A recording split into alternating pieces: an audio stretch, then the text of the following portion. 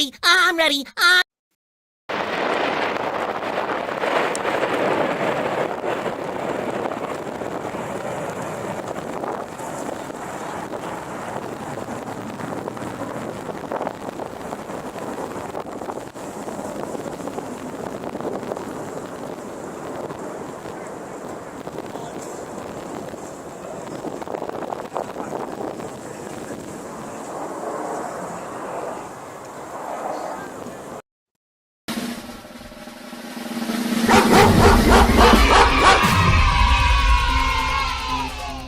I'm ready. I'm ready. Yeah, I'm ready. Magnets! Whoa! Magnets!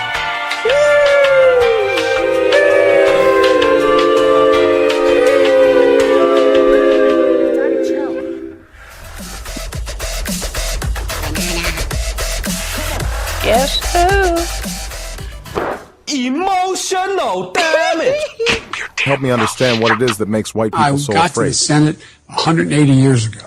Who is this? Better than anybody else. And you don't know my state. My state was a slave state. My state is a border state. My state is the 8th largest black population in the country. My state is anything from a northeast liberal Get state. your words straight, Jack. Get the fuck out. You are part of the Rebel Alliance and a traitor. Get out.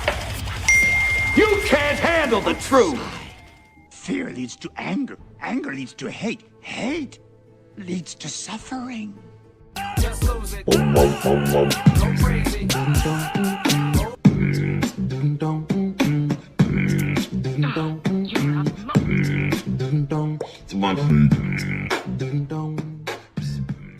My name is Jeff. Hello? Hey. Daddy! Giggity, giggity! Oh my... That's it. Welcome. Welcome to the show. Alexa, Happy anniversary. start the stream.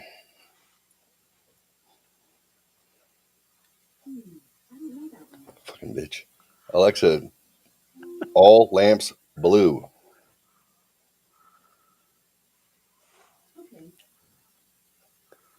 All right, at least she can do that. Sometimes she gets start the stream right, but she fucks it up a lot. So you remember the start the stream? It was my beginning copyright hit. I believe she would start with head pants now. Look at the size of his head. It's like an orange on a toothpick. She'd go through that, and then Head! Pants! pants. No! Look at the boy. It's a venerable planetoid. It is. It's like Sputnik, spherical yet quite pointy in parts. The Bay City Rollers. Sleep on a huge Bella. That's a great movie. Underrated. I loved it. Very underrated. One of the best. It is, Yeah. and I don't know why critics panned it. Maybe because when he played his dad, they didn't realize it was a precursor to him being Fat Bastard, and then every other character. I think And it everybody from SNL was getting panned until Wayne's World. I think really they were not kind to any of those guys that went off and did movies. I don't think they were. Wayne's World was that was after So I Married an Axe Murderer? I think so, but I'm not Might have been. positive. Might have been. But Anthony LaPaglia, Yeah. the first time I heard him talk on Letterman, I lost my shit. Because he's Australian? Yeah, I was just like, Yeah. I was like, nobody's gonna believe this. Nobody's gonna believe this. I didn't know he was that. I think you told me, and I was like, Oh, wait, really? what? I was like, wait, he was in Without Empire a Trace. Records. Oh, Empire Records. So Such good movie. Oh, I told the guy who that I work with, who was in he's the group Alien Atmosphere. okay. I play the tunes every now and then. I was like, when I listened to his music, I was like, very like 90s, like early to mid 90s pop, like you sound like Empire Records soundtrack, dude. And he was like, cool. I was He like, had you no have idea no idea what I'm talking about, dude. Renee Zellweger never looked so hot in her life. Yeah. Well, me, myself, and Irene. Was she I in don't that know. one? She was in She's a pretty hot. plaid skirt screaming Oh rock yeah. music on top of a building. Okay. Yeah. So, And she and then was a slut. a slut. So Yeah, yeah. a slut. Yeah. Yeah. Liv Okay. Tyler. Oh, Liv. I think that was oh, her first movie, wasn't it? oh, She was great. Yeah. beautiful girl. They all even um the one who Oh yeah, the one from the craft. yes. Deborah. Not Debbie No, Mazar, I know who you're talking about. but she was in that too. Yeah, no, she shaved her head. Um, and then she was in the Mentalist for like 10 seasons. Oh, that's right. Robin Tooney. Yeah, Robin Tooney. Yeah, great cast. Oh, They had Mark with the C. the best was the kid. The kid that tried to rob him and then The at the end, shoplifting kid. yeah. Oh. Yeah, Shoplifter! Oh, shoplifter. that was so great. That was And for back in the those of day you when watching, I can't remember what the guy with the black hair, what his name was. Lucas. Lucas. If you'll see right now, Lucas is chasing down one of our shoplifters. Yeah, back in the day when you could still assault people for shoplifting. Oh, That's I applied for loss prevention at Sears. And they put down qualifications. I said, well, I used to shoplift here all the time and you guys never caught me. So I know the tricks of the trade, I buddy. know the tricks, man. I watch camera angles. I'm good. And it was funny because I put in the app and then the manager talked to me for a minute. He's like, you're not really qualified. I'm like, but I used to steal and I don't anymore. But the irony was maybe like 6 months later, I got called to court as a witness because I helped them capture somebody who was stealing, and I was the one who caught it. I worked in the tuxedo shop downstairs for a little while, so I was down like picking up a paycheck after I'd quit, and I caught some guy shoplifting. They got their attention, and then helped corner him and did it. So then I had to go testify with the same people who said they wouldn't hire me, and they still wouldn't hire me then. So I said, that's bullshit. I'm literally testifying to that garbage. So then 6 months later, I get called back because I have to go to court because they found my wallet on somebody they had captured, and I had been robbed when I was a pizza delivery guy like a year before that, and this fucking douche. Ice Pick Willie. My name is Ice Pick Willie. That's what this guy tells me. So I go to drop off pizzas at like 244 North Mollison Avenue in El Cajon, California. That place was a little seedy. My Daihatsu Charade. I'm thinking like, hey, look, there's these people around who are of a different upbringing. Let's just say. And I don't want to seem like I'm scared because I'm the pasty white dude delivering pizzas. And Right. so I don't lock everything up tight. I kind of leave the window cracked a little bit, thinking like, yeah, I'm gonna be trusting. And then this guy comes up and he's like, hey, where you taking these pizzas, man? Where you taking these pizzas? And he takes the pizzas from me. He reads the address. He's like, I'll show you where this is. Let's go. I'm like, I got this. And he's taking the bag away. And I'm like, give me the fucking pizzas back. He's like, oh, I'll help you. Because this place is hard to find stuff. And he leads me around the courtyard, and then I'm like, it's over here. I've been here before. And finally, oh, there it is. I didn't realize till after the fact what was going on. They were robbing my fucking car, and he was now lookout. He was keeping me busy. Oh. So I deliver the pizza and whatever, a couple bucks. He was like, well, I don't get a tip. I'm like, you fucking serious? What do you get a tip for? Well, I helped you. I'm like, you didn't help me. You got in my way. So you said I would get in the way? I'm like, oh, okay. All right, here, Snoop Dogg. Here's $1. I get back to my car. Didn't realize it immediately until I'm driving. I'm like, oh, my wallet's gone from the console. Oh, 500 CDs are gone from the back seat in the case. Oh, that sucks, Dick. So I get back to the store. They're like, you have to file a police report now. I'm like, I don't want to. It's no big deal. I know where it is. I can go back and find it or go start a fight. I don't care. Call the cops. Okay. So I call the cops, have to go through all that crap. It's like 6 months after that, that dipshit gets picked up stealing from Sears after I'd already been involved with the Sears loss prevention. They arrest him. They found my ID and my wallet, everything in there, in his pocket. 6 months later, why are you carrying around a white guy's everything ID? I'm sorry, you don't look like me. I'm 6'1", pasty white guy. You're 5'6". You know, not me. Obviously not me. Why would you keep it? There was no money. I canceled the ATM card back then. There's like, I don't know, maybe I had like $20 or something. So I get called and I got to testify now. And then, they do that mealy mouth that the defense attorneys do. They're like, Mr. Adams, can you, or would you say that the weather was bright and clear that day, or was it gray and foggy? Like, it's El Cajon. I don't think fog, but I don't know. El Cajon day. Do you wear glasses? I'm like, I'm wearing them. So sometimes, do you need to wear glasses in order to see properly? Do I have to answer that? That's answer the question. Sure, yeah. Does it say on your license that you need to wear them in order to drive? Yep, does. The license that prick has in his yeah, right, in his pocket, right? My old license.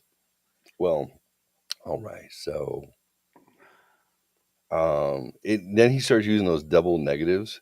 Could you not say that? Could you not say that the perpetrator involved? I'm like, I'm sorry, I don't know how to answer a question that starts with not. And he starts getting pissed at me now. I'm like, why? Hostile asshole. Like, I'm like, you're appointed by the city of El Cajon. Why the fuck are you acting like you care about defending this guy? Right. My God. He's like, so he's trying to say, I'll treat him as a hostile witness. I'm like, I didn't think I was hostile. So, okay. They let him. So then he just starts being direct and trying to put words in my mouth. And I just started getting more obstinate. And then he's like, so then there's no way that you could point out in this room the person that you claimed was called himself Ice Pick Willie. Because that's what he said. Could you, Mr. Adams? No, I could. That guy right there. Were you wearing your glasses, though? I said, I don't remember. That guy right there. I can see him. Look, I took my glasses off. I can still see him. That guy right there. I put him back on. Whoa, hold on. The judge's like, all right, that's enough. Are we done yet? Like, what is this, a capital fucking murder trial? This is ridiculous. Why am I getting grilled? And they're like, all right, well, all right, you're whatever. What do they call you? Dismissed. You're dismissed. You're dismissed. I'm like, oh, okay. Can I stay and watch the rest? This is so exciting. And then I see the guys from loss prevention. I'm like, hey, you guys, it's karma. We're supposed to work together. Like, do you know these people? Yeah. They're like, should we swear him back in? I'm like, I'm still sworn, whatever. How do you know these people? I've helped them capture people before, haven't I? And they're like, because I'm a civilian, I'm not supposed to do that, right? And they're like, they're like, is there a conflict of interest in this case? I'm like, well, he had my wallet and they arrested him? That's pretty cool, actually. What are the chances? And like, he's like, oh, stop. So it's like, oh, okay. Well, I'd call a mistrial. I'm like, this is a hearing. This is not a trial. There's no jury. Like, it's up to the judge, stupid people. So they're like, back off. I'm like, oh, well, I worked at the tuxedo shop right outside of their loss prevention downstairs where the furniture is. So I had a bird's eye view sometimes of what was going on. But the tuxedo shop was not part of Sears. but I just happened to be there. So sometimes I'd call them and say, I saw something. And they're like, is this true? And they're like, yes. Okay, That's funny. come on. So they wind up, they convicted him or whatever. I think he went to prison forever, but whatever. It was like a third strike, following back when California came up with that first. Oh, third strike, Yeah. and he stole your wallet. Yeah, you had my wallet. Oh no, Ice Pick Willie, bye forever. Good luck with prison sacks. But I hope you Shouldn't have enjoyed stole my that Dave dollar Matthews tip. CD. That dollar tip. For a dollar tip. Now you're going to get more than the tip, buddy. You're Right, going to right. get the whole shaft. The thing is, I wasn't 100% sure if he looked like Ice Pick Willie, because I was like 6 months before, and you go through your memory, you're like, was some guy acting like a fool and made you mad, and then you forgot about it. And in my head, I was like, maybe I have to go with my conscience and be like, I'm not 100% sure, because I'm not 100% sure. But I'm like, He had my fucking wallet. you had my wallet in your fucking pocket. I don't think Ice Pick Willie sold that wallet to some other dude for named for Ice Pick Willie. Yeah. Yeah. Well, his name was not Ice Pick Willie. His name was something different. Oh, gotcha. I should have been like, I'm sorry, your name is Jerome? I didn't know any Jerome. Is it Jerome, quote, Ice Pick Willie Smith or whatever? I don't know. It was one of those experiences. So then Loss Prevention offered to hire me at that point afterward. Tell him Afterward, they're like, hey, you did a good job in court today. I'm like, right? Dude, I've been in court so many times, you have no idea. They're like, you testify often? I'm like, not for somebody else. It's me trying to get out of traffic violations. I should have 18 points and no ability to get here except for by bus. So I learned after that how to get out of tickets, and I didn't have to go to court anymore and try and wow them with my bullshit. So I just played the system and got out of it before I had to go to court. So next time on Shelf Help Show, how to get out of traffic tickets by utilizing bureaucracy to your advantage. Outstanding. Look for the loopholes. Absolutely. Hey, so welcome officially. Shelf Help Show, officially the first anniversary edition today, March 7th. Yeah. March 7th, 2021 was a Sunday. Wait, why is it a Monday today? Oh, that leap year thing pushes stuff, doesn't it? Oh. Yeah, it's not on the same day of the week. Just like your birthday is never on the same day of the week. Well, not never. Every 6 or 8 years. That rotates, right? So anyway, it was a year ago that I decided that I was done putzing around with microphones and mixing thingies, and I was just going to actually pull the trigger and go live on Twitch and see what happened. And my kids were in the other room, and they were like, there's Dad putzing around with his microphone and doing things that I don't know, whatever he's doing. And that's when I said, like, hey, kids. Yeah, I'm about to go live on Twitch. They're like, what? I'd only said the word Twitch like when it came to really like spectacular orgasms or someone with tardive dyskinesia. So they were like, Twitch? Like a noun? I said, yeah. They're like, what? They got all excited. What game are you going to play? I'm going to play the game of no game. It's going to be fun. They're like, oh. We're going to play the game of life. The game of life. They're like, oh, Dad, you're not a gamer. I'm like, right. Why are you doing it on Twitch? I said, because it seems like the most unlikely place for it to actually succeed at all. They're like, there's some people who do really well, but they play games and they're not your age. What? What does that mean? Like, yeah, do you know Wilbur Soot? I said, Wilbur Soot? No, I don't know Wilbur Soot. Do you know what was it, Tommy Innit? I said, no, Tommy Innit, don't know. Well, do you know Mark Plyer? I said, oh, he's a YouTuber. Oh, he's on Twitch too. I'm like, ooh. So they go. I said, well, all I know is that Twitch is a thing that boomers are not supposed to be able to get more than like 10 viewers on. We're not boomers, are we? No, but that's No, their we're Gen interpretation. Xers, right? We're So we're Gen not X. boomers. Yeah. Gen X. Yeah. They're like, So okay, much cooler. boomer. Okay, it's so much cooler sounding saying Gen X than boomer. Yeah, that's right. We're the Pepsi generation. Uh, Uh, uh, We're the Pepsi Clear generation. Ooh. We're the Coke 2 generation. The new Coke. the new Coke. Not good. No. We're the DeLorean generation.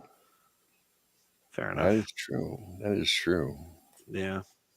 What else was typically 80? We're the Roseanne, Bill Cosby show generation. That's true. Hey, good news, everybody. Bill Cosby got his conviction overturned by And upheld drugging and raping people on a technicality. by the Supreme Court. The Supreme Court just said they wouldn't take the case. Right. Yeah, So, but it just it stays the same. Yeah. Well, it's so hey, just it's saying. the Constitution. It's the rule of law, right? You know. There is a habeas corpus. Yeah, and you have to jury by your peers. There's due process. Here's the fun part, right? If they fuck up due process, then you get off. And in his case, a lot with drugs. Yeah. Think he'll tour. He's 85 years old. Do you think he's going to go out on a rape tour? That'd be pretty cool. I think Hannibal Sponsored Buress. by Viagra. Hannibal Buress should open for him. That would be amazing. He's the one who launched that out there. He was like, "Hey, Bill Cosby's a rapist." And Hannibal Buress is an African American man who grew up liking Bill Cosby, of course, and he was like, "Nah, but he's a rapist." Go Hannibal. God bless you, son. Have you ever watched the show he's on with Andre? The fuck is his name? It's on. I think it's on. Is it Cartoon Network? Is it? It's not. Andre. It's not the one where it's a family show. No, this is a talk show. Oh, no. What the fuck is? I haven't watched TV since March 7th, 2021. He is on. Oh, Eric Andre, his show. Okay. It is the most twisted fucking talk show ever. Really? It is very bizarre. What's it called? I want to say it's called the Eric Andre Show. Yes. Oh, I guess it's no longer in existence. It was on for 2012 to 2020. Do they do sketch comedy or just interviews? A little bit of sketch comedy also. It's the most uncomfortable sketch comedy you could ever imagine. So it was interesting. The best part is when it doesn't work on the guest. Okay. When the guest isn't phased by it. Oh, like okay. the insanity and the crazy shit, and you could just see the frustration. Oh my god. Like one of the skits, he tears off the top of like the desk, and it is a midget version of the person he's interviewing and a midget version of him. Like it's just there's some brilliant stuff. Like he does stuff just to make everybody feel uncomfortable. That's good. That makes me happy. Yeah. I like that. Yeah. No, I haven't seen it, so maybe I'll check out some reruns for some inspiration. Yeah. It's like what's his name? Zach Galifianakis with Two Ferns. Two Ferns? Yeah, between two ferns, yeah. That's pretty hilarious. I like that. So a year ago, I sat down and I hit record, and I believe I had for my opening soundbite for a while, and I maybe I'll put it in one of those spots that I've been playing. I said my very first words: "Do you want to start the stream?" That's a horrible idea. And the show was off and running. I think I was on OBS is what I was using. And with an I1 computer, you can't use OBS. You need something cloud-based in order to get past it. You got to have a decent computer, and I don't. So I spend all my money on websites and, advertising and weird stuff like that. Not advertising you guys, advertising externally now. I used to buy microphones and backdrops and all sorts of stuff, but I started with a microphone much like John's, exactly like that. Actually, I actually have it right here, my original mic. I was thinking about plugging it in. Let's see, this bad boy's on an arm, and I keep it here because it was el numero uno microphone. Looks just like yours. It's got the screen somewhere. I put stickers on the base, I think, to make it look cool, or because I had stickers. But yeah, for the most part, just your standard $40 USB mic from, I don't know, Amazon or China. And I got, hello, hi, how's it going? What's up? Oh, he has green eyes. Oh, Who does? me? Oh. How do you get stereo vision when you have one? Oh, he's got bags too. Oh, he looks tired or old. Okay, this was my original camera. It is a C265 Logitech POS. It worked. I got it from my work, actually. I talked to my IT department, and I said, hey, can you guys spare one of those cameras that we had for the one day that we sent the entire staff to work from home and then brought them back the very next day and we'll never do again? Because I know we got 100 of them. And I said, yeah, sure. So I got this one. It has now been bitten by Timmy the rat because I I put it in his cage when he was little, and then just like rats do, he gnaws on stuff. So in order to activate this one, it might spark due to bare wires. But you want to give it a shot and see what happens? Sure. It could be a fire, or it could be, I don't know, a stupid moment. Let's give it a shot. Today is also my little sister's. Well, you're not supposed to say how old a lady is. Let's just say she was about 4 years and change younger than I. 4 years, 4 months. And today is her birthday. She was born at home, not on purpose. And yeah, that was exciting when you're 4 years old.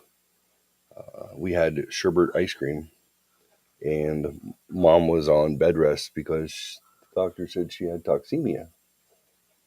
So grandma came over, my dad's mom, and to watch us. We had some rainbow sherbet, and then we had a birth. And for Reagan, if you ever watch this, I doubt you do. Happy birthday, sister! I love you. And if you know who she is, then go knock on her door for me and tell her she should watch the show. And that your brother's sorry for all the times that he made you do things that were dangerous, like stand against the garage door while he showed you how good he could throw knives. Like shoot you with a BB gun at point blank range to prove to you that it didn't hurt that bad. Like when you had to go get stitches in your fingers because he decided to take your My Little Pony pencils and cut them with a pair of scissors, and you happened to reach up for him, and well, your finger got cut instead. That I shouldn't have got punished for. She knew I was cutting her pencils in half. I didn't understand why I got beaten for that one. I wasn't allowed to touch scissors for a year.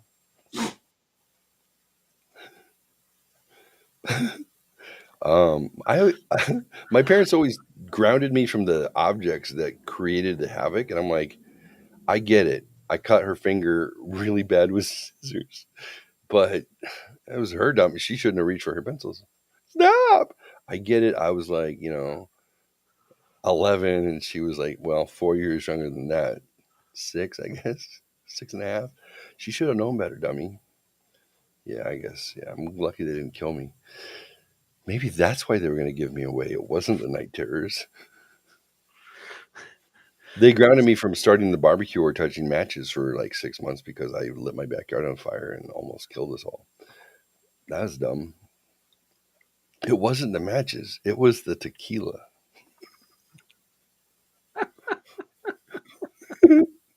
Anyway, happy birthday, sister. I'm sorry for that time that I stabbed you in the head with my knife when we were trying to get by each other in the hallway. I didn't know you were gonna like get mad and come at me, and I didn't mean to stab you in the head. It was on accident. I just was trying to not get hit. It was defensive. That was true. That was an accident. I just had the pocket knife in my hand, and I accidentally. This looks like I'm about to OJ style somebody. I accidentally somehow stabbed her in the back of the head. It wasn't in the medulla. It was just it was a flesh wound. She was fine. She was fine. Hey, before you go any further, did you lock? Have you locked your front door? Yes. Okay. Oh, my heater just turned on. That made me nervous.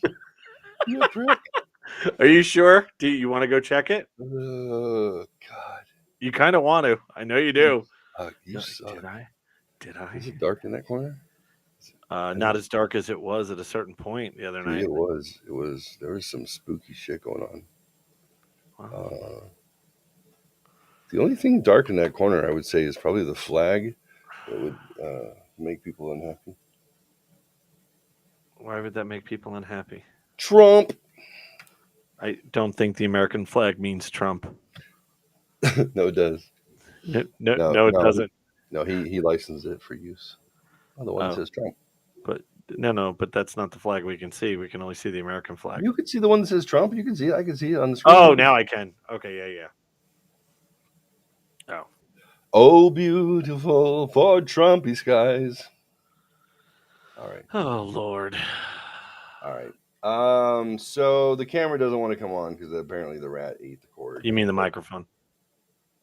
No, the camera. I thought it was a microphone. Oh, no. I was going to turn on the shitty camera that the rat ate. But did you want to go lock that front door? Dumb it. I don't like it. I'm just saying. So before we end the show tonight and the spooky things come out and fuck with me, what'd you think of the horror story show or the scary story show? What did I think of it? Yeah. Thought it was awesome. I thought it was fun. I thought it was different. I really liked everybody's passion when they told the story. Right. No, that was awesome. I like that a lot.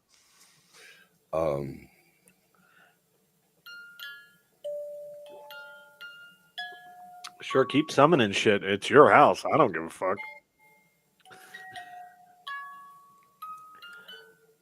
Jeffrey. No lube tonight.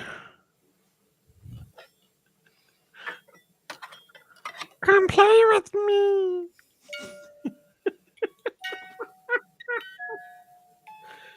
I really think that you should have, when you opened the door and you went outside, you should have pretended somebody grabbed you. But I think you're a little too scared to fucking do that. Because I was thinking, I would totally grab my own hand. I thought about it. I really did. But I had this in my pit of my stomach was just so like, I was like, I want to, but this is what I imagined. If I fake it and I go like, and I like pull myself out, like what if the door slams shut? I'm gonna have to run down the street screaming like a girl because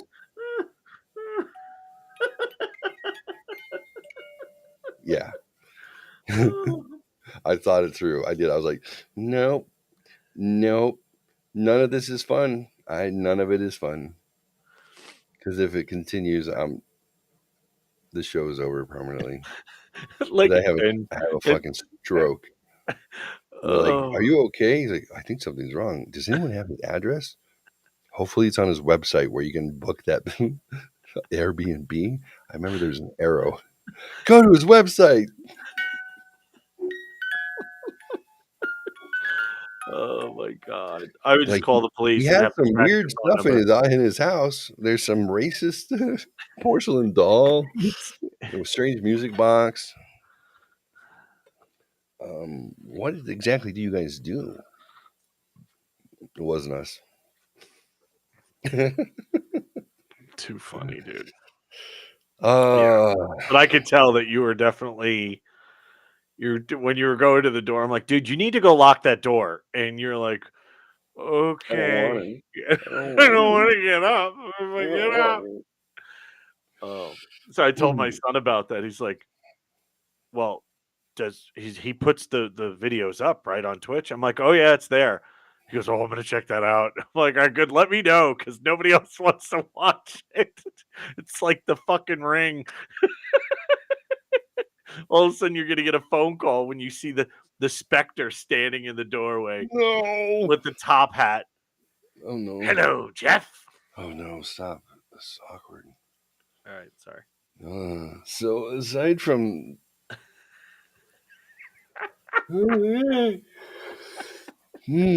aside from that, what I really enjoyed about it was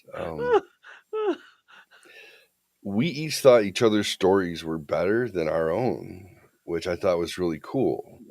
So to me, my stories, it doesn't invoke Because much it's your story, right? Right. any longer. Even though maybe I've told it like 10 times, maybe Right. in 18 years. Is that how long I've been here? That's crazy. I told it once before, like about a year ago on the show, maybe summertime. But yeah, to me, like it's not a big deal except for when things go bam, and then that's scary as fuck. It Oh, I was. didn't look low. Maybe that was my problem. I didn't look low. Oh, Black Eyed Kids. Oh Oh no, no. that's the creepiest thing ever. But you told your story, and your story was very, very poltergeist. Yeah, a Like little very bit. poltergeist. Like even from how when it started and everything getting. And then I knew nothing about Esmond Loop. I didn't know that ever Oh, existed. So really? Yeah. I'm reading the article. I read an article about it while you're talking about it, and then they're like, right, at the corner of Rita and Houghton. I'm like, oh god, Yep. that's literally like that's Yep. there. Like Yep. where they built the place, built the housing thing is not there. It's closer. Oh, the track. So I'm reading it, and then you're talking about it. I'm like, that train track used to not be south. It used to Correct. come right through there. Yep. And then people seeing apparitions of the train. Holy effing yes. Yeah, it's Like, cool. no way. Yeah. Like, I wish no, I would have been able to see something like that, but I mean, I obviously why do you haven't need seen. to see a ghost train when you got them in your house? You got Randall Flagg hanging out. You got screaming. You got. I don't know. Like none of it has given me after it happened. Right. Nothing. I got Yeah. I nothing. mean, yeah. Is that weird? I No, think I that's mean, weird.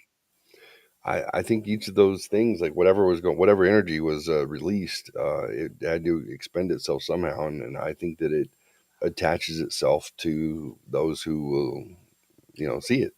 Yeah. But the weird part is like even like your mom, and then who the other guy, whoever, uh, Right. The non guy that was in Rita Ranch. Right. the Yeah. The guy. non-believer being like, oh my god, like I'm seeing UFOs, and somebody else, your mom's like, I driving home from the casino and saw a train going through your house Yeah. It's like a it's train. yeah. I don't feel. The funny thing is, right? I get no vibes here at all. Yeah, I'm sure it's moved on. None. Like I don't. I still, if I see the mound, there was a faux documentary horror movie that was done. It has to do with the Mexican border, I would love to know what the name. I'm gonna have to find it. The whole premise of the movie is, they the whole town's dead. Everybody's dead. I mean, torn to pieces, dead. Everybody's dead, except for one guy. And on his camera phone, he's got photos of all the creatures. And it's so fucking creepy the way they did it. But the part that's creepy is they show a hill where they came over, whatever they are, like whatever monsters, demons, whatever. Yeah. And when I looked at, when we were watching, I'm getting goosebumps talking about it right now. But when we watched the documentary, I'm like, motherfucker, it's like the hill in the back. I swear to God. Yeah, and I wish I could remember, but it was a movie. So I'm going to say movie of a southern Arizona town. I'm going to say monsters.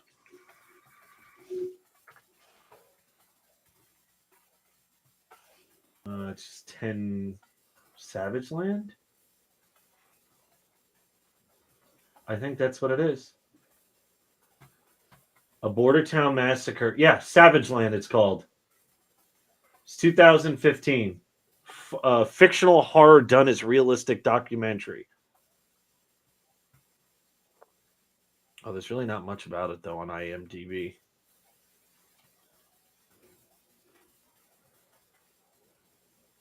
Yeah, Savage Land. That's what it was called. And it was... Yeah, it was fucking creepy. Somebody was in it. No, none of those names are familiar. Lars Nelson? Yeah, I don't know. But anyway, it was really creepy, and it reminded me of the hill behind. So it's very cool, though. Savage Land, it's called. It's 2015. I definitely would check it out if you like stuff like that, because it was definitely interesting. So, but yeah, no, I get no vibes. It's weird. I don't get any vibes. I don't feel. Oh, did I tell the story about the dream? I don't think I did. So there was an additional story that I did not tell. Should I save it for another time? Do it. Tell it. All right. So my wife always slept looking at the bed. She always slept on the right side. I always slept on the left side. She went, she was traveling for work. So she was gone like for a week. So I was like, yeah, someone's going to sleep on whatever side the fuck he wants. Yeah. So I go to sleep on that side. And I have the CPAP machine. I'm actually sleeping on my back, which is weird. I usually sleep on my side. So I have this dream. It's very Walking Dead-ish dream. And I don't usually dream like this. This is not, and I always know when I'm dreaming. I always go, okay, it's a dream. No biggie. And I go, oh, try to stay asleep. I want to see what happens. Like, I'm that guy. I'm like, oh, no. No, I don't even care if it's bad. I just want to see what happens. But so it's very Walking Dead, but it's vampires instead. We're in the woods somewhere, and it's with people I know, but I don't know who they are. Like, I couldn't tell you who the people were, but I knew them. And we weren't going to make it. And I knew we weren't going to make it. And in my dream, I was very heroic. I said, run. I will try to keep them as busy as possible. So it's like one of those scenes at the end of a movie when all the creatures or whatever jump on the one guy, right? Yeah. So I feel something jump on my back, right? And in my head, I go, okay, you died. It's time to wake up. I wake up. I try to get up. And I actually feel someone holding me down. No. Like, I was wide awake. I went to go get up, like, vampire style, and just yeah. As I'm doing that, I feel somebody pulling me back. And I was wide awake. I went, motherfucker. I got up out of bed. grabbed the CPAP machine, went into the living room, put the pillow, bless you, put the pillow on the couch. The dog was like, hey, we have a whole big bed over there. You don't want to sleep in the bed? Fuck no. No, we're not sleeping in the bed. We're never going back in that room. What do you fuck? And that's actually where I sleep now, too. But it was really creepy. Like I felt the weight of two hands on my shoulders as I'm going up. They were like, no, I'm still on your back. And it pulled me back. Dude, that freaked me the hell out. I just remembered that too. It's funny. Yeah, it's funny how you forget things too that happen. Yeah, it's your brain's way of making sure you don't go insane. Yeah, I think that's an epic fail. Crazy, dude. I don't like it. That's a night terror kind of thing, right? Not physically being held down by things, but well, but what if I really wasn't being held down, right? Like night terrors. Technically, the night terrors or sleep terrors are technically like a panic disorder that it's not specifically associated with like a particular dream. It's like this. It's like undefined panic. Gotcha. And there's no repetition to it. So it doesn't happen the same way every time based on your memory. Gotcha. Which is why I know mine wasn't that, because it was the same thing every time. Right. Now, I did have the same dream when I was at my parents'. I didn't tell the story about my parents' house upstate New York. So they bought a Christmas tree farm. It was 13 acres with a swimming pool, built-in swimming pool, and a acre pond. Had a big garage full of like quads, an old Jeep Willie, a tractor, all this shit. It came with the house? Everything came with the house. Yeah. Oh, what happened to the people who owned it? One of them died, but the other just was like, take it kind of thing. Got you. So I had the same dream many, many, many times when I was up in the attic that I guess now I would say it was a shaman was coming through the wall and just standing in the middle of the room. I didn't hear anything, didn't smell anything. And I would wake up, but it constantly happened. So, yeah, I know, dude, my life's a little fucked up. So keep talking. You're going to make sure the door's locked? Yeah.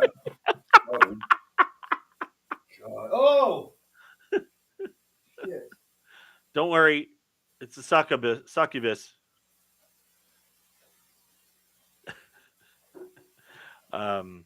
Oh, we have a couple of people in the chat room. Who's in the chat room this evening? Say hello. Or don't.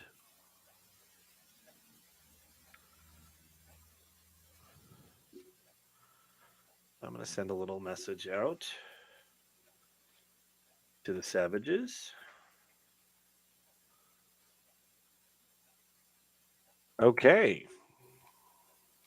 And then it logged me out. So let's try that again.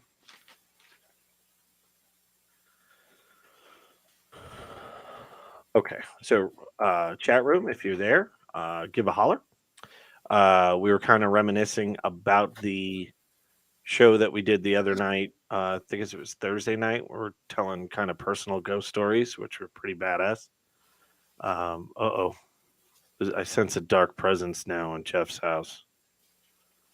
It's making me nervous. Oh, if he comes in a hockey mask, that would be so great. I don't think he's going to, though. I was hoping he'd show up in a hockey mask. Oh, my God. Or a Texas Chainsaw Massacre hat. I turned the corner. In my kitchen.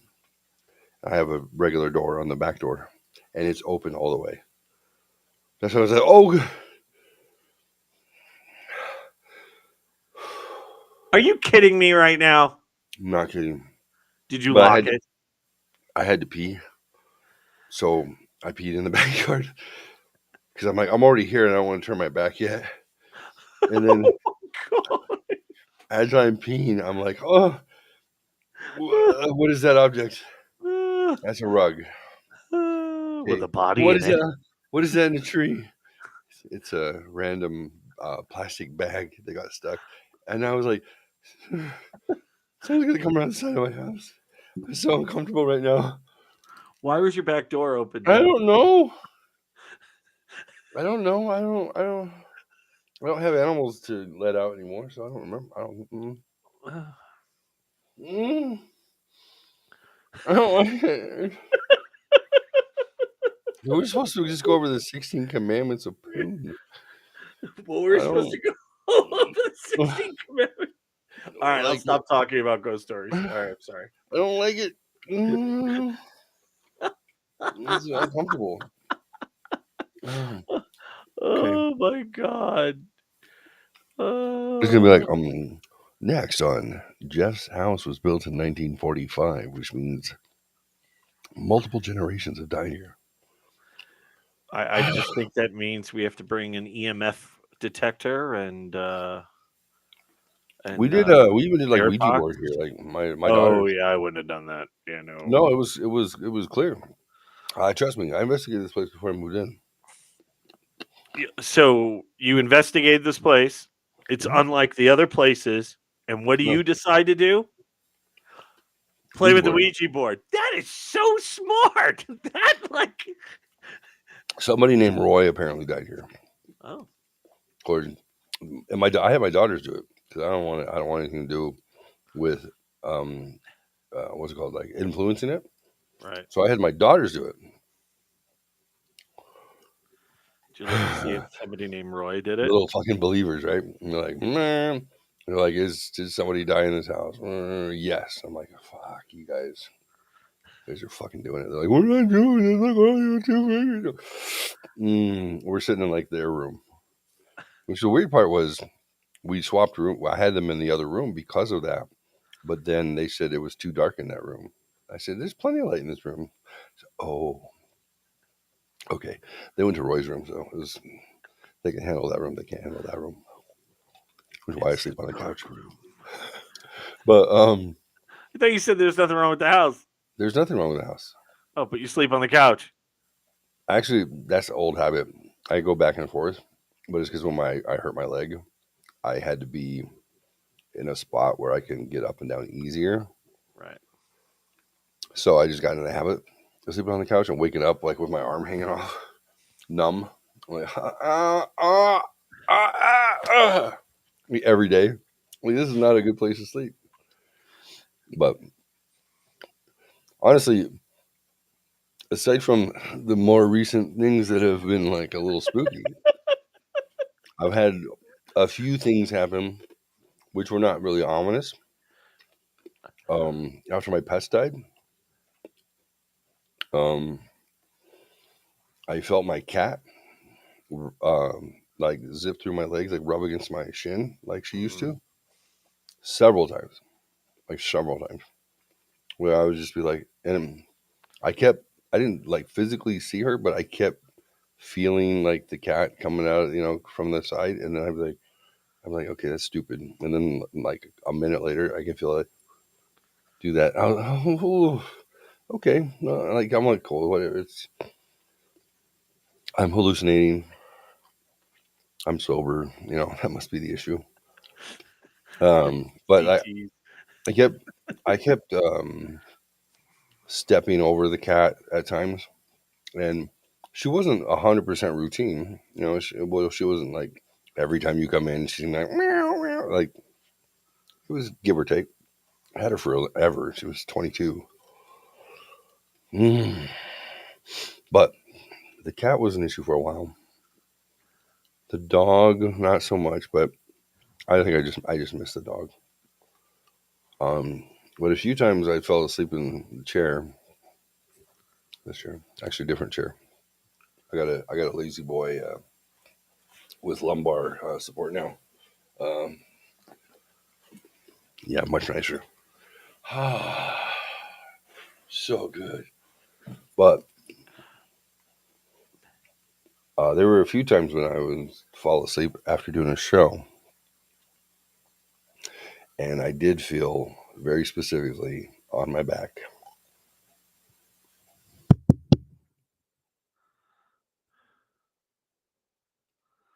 That was not a muscle twitch. It was not. I think you just ruined your mic. Why? What happened? You totally got quiet now. Oh, it's probably auto adjusting. Yeah, because when you popped it, is it back? A little bit. I don't think it's as loud as it was before, though.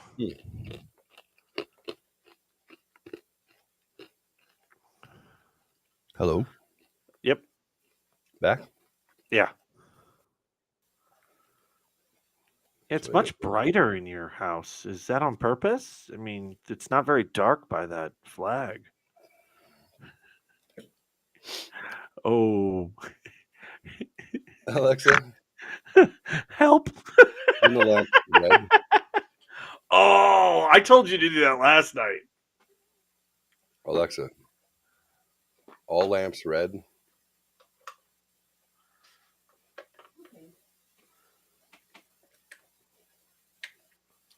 Bow chicka wow wow. Alexa. All lamps flash. I don't know. Thank God. That would have sucked. Make things worse. Alexa, turn on flashy lights. Okay. How else can we make this fucked up? I don't know, but it sounds like you're trying to call UFOs right now. That's what that looks like. Ah, UFOs! Have you ever watched anything about the Skinwalker Ranch? I don't think so. I don't know. What is that? Skinwalker Ranch. I want to say it's in Utah. Hold on. I don't want to give you the wrong information because it's actually the whole thing is very interesting. Okay. Let's see. I think it's Utah. Hey, welcome, guys. It's Shelf Help Show. Dadbod Bikerbeard here with the Transplanted Devil, aka Johnny T and Jeffrey with the G. Glad you're here. Video on demand. Thanks for coming back. We appreciate it. We weren't previously scheduled for Monday evening, but we decided to go with it because it's the official anniversary of the Jeffrey Sinatra show. Had a few different versions of it. I believe the first version I came up with was Top Reasons Why, TRW. Top Reasons Why. I did that for a while. I would come up with a top 10 list of top 10 reasons why something, top 10 reasons why this, top 10 reasons why yogurt is the best, top 10 reasons why whatever. And we just pick a topic and start talking about it and give your version. Sometimes I have my kids on. I'm like, it was actually yogurt came from Haley. She's like, I want to review my top 10 favorite yogurt flavors. I said, okay. It was actually very popular. Got a lot of views and a lot of shares on that. She's like, so number 10, top favorite yogurt. Number 10 would be plain yogurt. Okay. Plain yogurt. Like, it's okay. If you feel like you need yogurt, but you don't want flavor, it's a little sour, but it's okay. And people were like, yeah, you're right. And I'm like, how are you getting all those fucking people participating right away? Number 9 favorite yogurt is s'mores yogurt. And we were like, yeah, that's not bad. It's like, it's kind of like candy. But if you want chocolate in your yogurt, I guess it's okay. And she got down to, I think her top 2 were like, blueberry was number 2, and number 1 was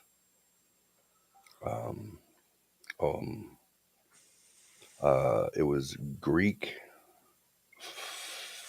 Fage yogurt with honey. Ooh. And I was like, that's a solid fucking choice. I'm impressed that you came up with that. Good job. I'm like, you just made Daddy 10 fucking friends. Couldn't have been because it was a blonde teenage girl talking about yogurt, but whatever. I think it worked. Like, you should do shows more often. It's not because I put ASMR, schoolgirl, cosplay, and hentai in the hashtags. Nothing to do with it at all. No, I tried that with myself once, and people were popping in and being like, "Fuck you." I was like jacuzzi, plaid jacuzzi cosplay schoolgirl, hashtag ally, because I'm a friend of the gays, and something else, ASMR. People were like, "You're not You're not ASMR. I'm like, are you sure?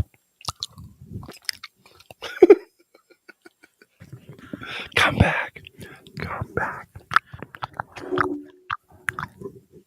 Before I throw up, Skinwalker Ranch, also known as the Sherman Ranch, is property located approximately 512 acres southeast of Ballard, Utah. This is reputed to be the site of paranormal and UFO related activities. The name is taken from Skinwalker of Navajo, legend concerning vengeful shamans. So, the most interesting part about this is that from 2016 to now, Brandon Fugel via Adamantium Holdings actually owns the property now, and they do paranormal. Like, finally, a billionaire bought the fucking place. Adamantium. Yeah, like as in Wolverine. It's adamantium. That's This guy is a billionaire. I believe so. Oh, but it was sold to It was sold in 2016 for $4.5 million to a shell corporation. Adamantium. Bless you. Thanks. This is how many acres? 500. No, it says 512 acres south of whatever. Acres is not a unit of distance. Is a usual. No, it was very strange that it said that 512 acres southeast of something. So maybe it's 512 acres that is southeast of that town. That's what it's mean. possible. Maybe the commas are your friend. Sense, yeah. Commas could be your friend. Yeah. 40,000. Bless you. In March, 10,000 by 10,000 by 10,000. 2 miles by 2 miles by 2 miles is the approximate size of it. So yeah, you're looking at 8 square miles, I think. Yeah, Brandon Fugel, 46, a Utah real estate tycoon, announced he was the owner of the ranch, and that was in 2020. Interesting. So, the cool thing. So in the ranch was owned from 1934 to 94 by Kenneth and Edith Myers. In 94, Terry and Gwen Sherman moved in. And I guess one of the things that was super interesting about the story is this dude was walking around their ranch with a giant machete. And they're like, hey, what the fuck are you doing? He goes, oh, I work for the Myers. Well, they no longer own it. Well, you should probably work out a deal with me. And they're like, why? Because I take care of the monsters. What? And the guy just fucking walks away like that. And he's like, yeah, your services aren't necessary. And the guy was like, you probably should think twice about that. So it's very interesting. There's a bunch of documentaries that have been done. The guy, Robert Bigelow, who owned it from 96 to 16, said that, I believe it was him, that he stabbed aliens with a Kenzo sword or something. Some weird shit. There's like a lot of, like, there's a Brillo creature. It looks like Brillo, like it's devoid of all light, that walks the property sometimes during the day and stuff. It's been crazy. There's a lot of fucking nutty stories about this place, but yeah. So it's a very interesting place, but it's in Utah. So wow, that's crazy. Well, but it's like one of those things, right? They always say about the Bigfoot phenomenon. How come some billionaire just doesn't, hire a research group to go and give them unlimited funds to go blah blah blah blah? Well, that's kind of what happened here. Is that this real estate tycoon was like, yeah, I want to fucking know everything I can know about this place. And they've had crazy lights and stuff in the sky, and Ghost Adventures did an episode there. It's a very interesting place. Very, very interesting. So I don't know. I believe in a lot of weird shit, so I figure why not? I don't know what the probability of a dude stabbing an alien with a sword. I who am I to say it? I don't know. Said I saw General Flagg or whatever the fuck his name was in my fucking kitchen. Yeah, Randall Flagg. Randall Flagg. So who am I to judge anybody? I'm just saying. But it's very interesting. I love the Skinwalker. Had somebody tell an interesting story that used to work for McDonald's. Tell me. About the time she stayed at the res with a girlfriend of hers, and they were not allowed to leave. And this is a res here. And I guess it was more of like the area of the res that is like a trailer park type thing. Said that, hey, if you're gonna leave, you're gonna leave before a certain time, or you're here for the night because of the Skinwalkers. And she's like, yeah, okay. And they were like dead fucking serious. Like, no, really? yeah. So it's interesting. Everybody's got their own. I was just listening to a podcast today, and they were telling spooky stories about Utah and about Sasquatch. And I'll never forget, I was in Zion National Forest. And we were walking probably like a half mile off the road or whatever. And when we were in the woods walking, and this was a path that I think that a lot of people use, but there are petroglyphs at the end of it. Okay. And all of a sudden I was like, hey, get behind me. And she was like, what? I'm like, I don't know why I even said it. I couldn't give you the reason why I said it. But the vibe I got was, yeah, you shouldn't be going first. And whatever you do, stay very close to me. Because if you another interesting thing we watch is Missing 411. Those stories are fucking insane. There's a whole book series that is out of print. It's like next to impossible to get it, which I don't understand. But it's Missing 411. Yeah, David Pilates is the author, and it is basically stories of people that have gone missing in national parks. Oh no. Oh yeah, and Yellowstone. Wait a minute, not Yellowstone. Yosemite is one of the worst, like in the world, like of missing people that just go into that place because it's so many people go into it because it's in California. That's crazy. Look, the book's $93. Yeah, because they're all out of print. Paperbacks, $93, Yeah. $88, Yeah. $60. Isn't that crazy? So there are 2 documentaries so far on there. It's Missing 411, The Hunted, and I think it's just Missing 411's the other one. But it's very interesting stories about how people go missing and when they're found or if they're ever found. It's just very, very strange. And it all happens on the borders of these national parks. So I always, right, there's a presence out there. I feel there's a presence. And it's funny, I catch shit for this. But in the back of my head, it's the old ones. Right? I mean, I think there was a movie, The Cabin in the Woods, was all about how there are these forces underneath the planet that you have to sacrifice and blah, blah, blah. But I've always gotten weird vibes about that. And especially with these rock outcroppings. When you'll be in the middle of nowhere and all of a sudden there's a ton of rock outcroppings. Well, that's part of the Missing 411 requirements is this rock outcroppings. And I was like, oh, that shit ain't funny. Like, that's not funny because I thought that from day one. It's very interesting, though. I would definitely check it. It's a rabbit hole, though, once you start going down it. But they had to pick where the national parks were for a reason, right?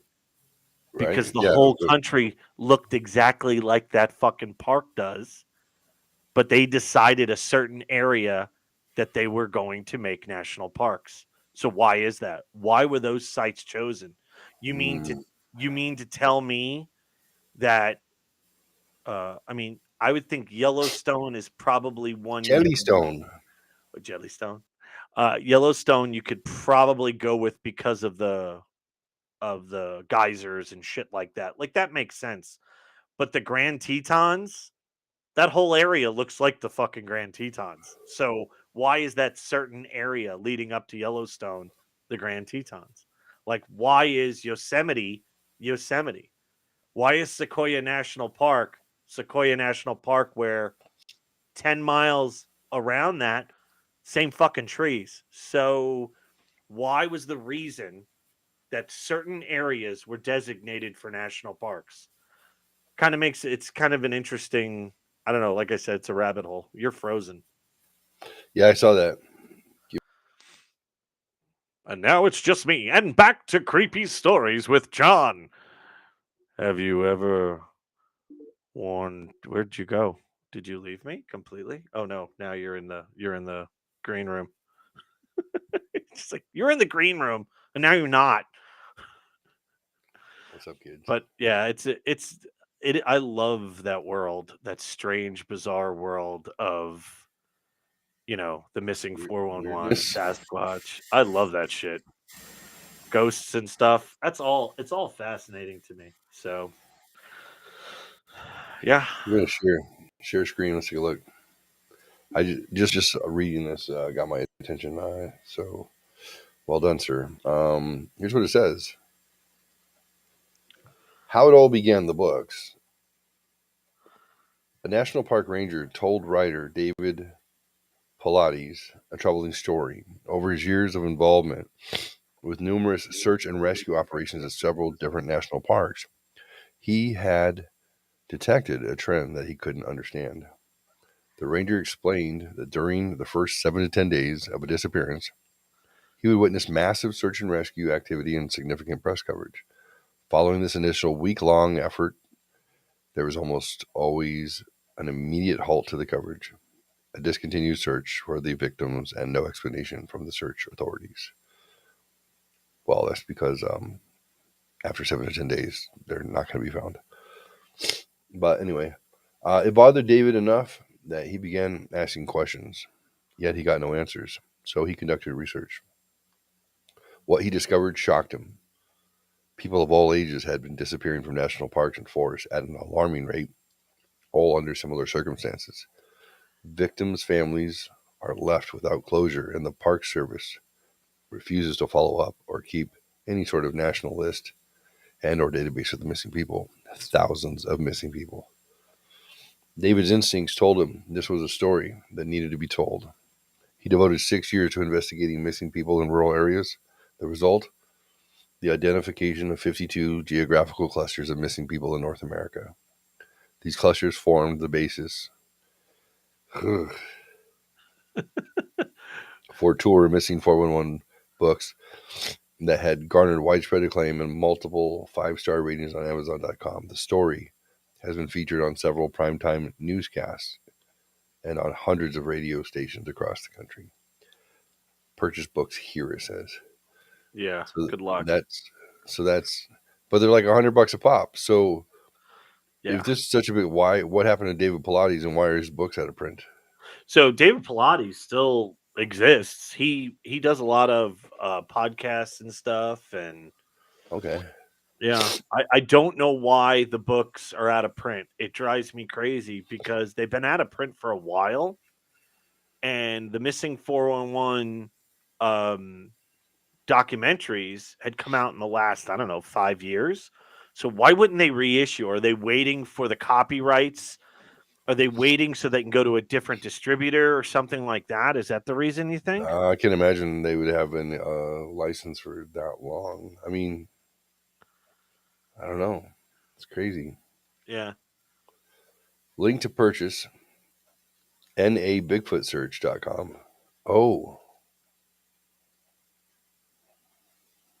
John. Mm-hmm. Is this a Bigfoot story? He never says that. Like, he never comes out and says Sasquatch. But on the hunted one, the last one, he one of the wackadoodles up in Oregon, or not Oregon, and probably Washington. One of the more known wackadoodles. Yeah, you could buy the whole 11 book set for $300. What the hell is this? Yeah. He never says Bigfoot, but it's implied, correct? I think that's part of it. Part of it's implied. I think UFOs are implied. Missing project conspiracies implied. Canada Plus map. Patch. Maps. So this is crazy. So this is a bunch of Bigfoot lore here. So they're selling these books based on Bigfoot being part of that premise, yeah? I would think. And he did, like I said, he did go up with like I said, one of the dudes that is kind of known for some crazy shit, and sat out there at the fire and listened to stories and stuff like that. But like that, nothing happened. But Mama Fox in the house. What up, Missy? Going through the rabbit hole. Going down the rabbit hole. Rabbit hole. We're going to get to the 16 Commandments of Poon, not to worry. Missing 411 North America and Beyond is the largest, most comprehensive of the trilogy, 472 pages. That's a shit ton. The Missing 411 series builds upon itself. It is recommended that you read Missing 411 Western United States first, and then Eastern, and then North America and Beyond. There is a historical aspect to the issue, and there's some common elements that run throughout. Maybe I should do a GoFundMe to buy the 411 books. No shit. We could do a whole show. We could start a new show completely on Bigfoot and missing people. It's fascinating. It really is. Some of the stories are unreal. You sit there and you go, "What?" Whitley Strieber, he did a note on it. Huh? He's the guy who was. He claims he was abducted by aliens. Oh, was he? Mm-hmm. The Greys. I believe Christopher Walken played him in the movie, I thought. David Pilates has shined a light onto one of the greatest and most disturbing mysteries of our time. The simple and awful fact that people disappear, especially in our national parks. And little effort is made to find them, let alone inform the public about the danger. Even when massive searches are mounted and people are found, the events surrounding their loss and recovery are often far beyond logical explanation. I'm telling you right now, watch the two documentaries. It's worth it because you're going to be like, you know who Les Stroud is? Survivor Man? Okay. Yeah. So he wound up doing a Bigfoot show. Okay. Because of his experiences up in Alaska when he was filming one of his regular Survivor Man shows. Really? Well, yeah, he was in the bush in Alaska, and I remember the episode, but it was cut because they didn't want to. He said, "We did not want to go down a paranormal route. That's not what the show was about." But apparently, I guess during the show you could watch it. He goes, "Okay, well, I'm going to go change out the camera." And apparently when that happened, he heard giant things crashing through the woods and then what he can only describe as a gorilla, like making gorilla noises. And he's like, "Listen, I've been everywhere, right? I've done all these shows around the world. You know, he got chased by a lion up a tree and shit." He goes, "I'm in the middle of the bush in Alaska. The only thing I should be afraid of or be worried of, because he's not really afraid, is grizzly bears, Kodiak bears, and fucking wolves. That really should be the only things I'm concerned about." Right. All of a sudden, a gorilla noise comes out of the freaking woods. And he goes, I had, it was like, but really loud and deep. And he went through his fucking chest. So he was like, "Yeah, okay." So that's what kind of got him into doing Survivor Man Bigfoot. And he did a couple of episodes, whatever. But he shows up on Pilates' documentary to actually take the course that a 2-year-old child took in a night, where he disappeared from, where they found him, as the crow flies, was like freaking 9 miles away or something. Like there's no fucking way, right? So he's like, "Okay, I'm going to do this. And, now granted, the kid's smaller, but there's no way. Like, he's going through the bush at night, because the kid disappeared afternoon to night. And he's like, there's just no way. There's just no way that anybody could have gotten to this spot without Them. it's just not possible, especially a 2-year-old. And the trip is, and I'll ruin one of the stories.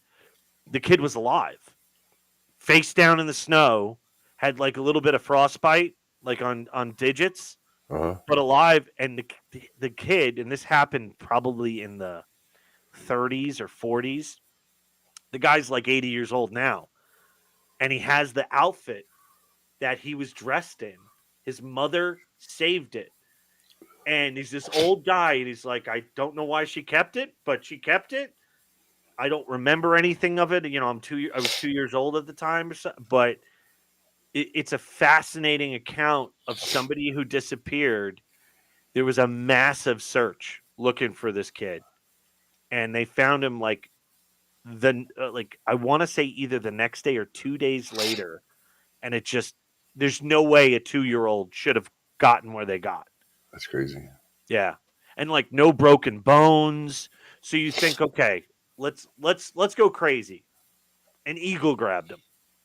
Right? Let's just go crazy. He's 2 years old. He's not real heavy. An eagle grabbed him.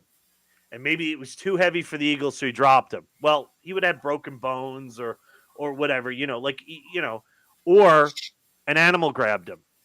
He had no bite marks. He had no drag marks. He had no, so it's just interesting shit. Like, how is that possible? I would like to get an MRI, an MRI of this guy's complete body to see if there's like any metallic things that are placed in him, any probes or whatever. I don't know how, if you can't, Occam's razor. Thank you. There is no answer for that. So it's pretty fascinating. So this is just a lot of cool stories. Was that supposed to be a tree structure? We need to do our very next show on Bigfoot. I believe we should do a series on Bigfoot. Then we can do a series on Loch Ness Monster. And we can do a series on any of the... I think this is fascinating. This is the stuff that I used to read and just get absolute goosebumps and just like knots in my stomach at the idea of these people experiencing what they experienced. Right. Because I understand that from my back door being open and my front door being open. And it's a little fresh right now in the mind. yeah. I remember. Like I said, I don't believe in these things, but I've experienced them. So yeah, this is always fascinating to me. When I saw Harry and the Hendersons, I thought, he's friendly. Yeah. But this stuff is like freaky. Oh, it's fascinating. Not like footprints. That's my hand. That's the footprint. Like the idea that people would go so far out of their way to make stuff up. I don't know. Like maybe, but I don't know. When you hear like Joe Rogan, he did like some of these conspiracy things to go and track down Bigfoot. And what ruined it for him was the guy that he went with. Yeah, and was he's one of the nutters. Yeah, he's one of the nutters. And they're sitting there, and I think they went on the Skinwalker Ranch too. I think so. I think Rogan went there. Yeah, they're sitting there and they hear like a bullfrog making a noise in the woods, and right. He's like, "Well, that's not the bullfrog. That's a Sasquatch imitating a bullfrog, like a bullfrog." You'd be like, right. "Okay, well, fuck. Now you just ruined right. it. You're trying to find something where it is not." Right. But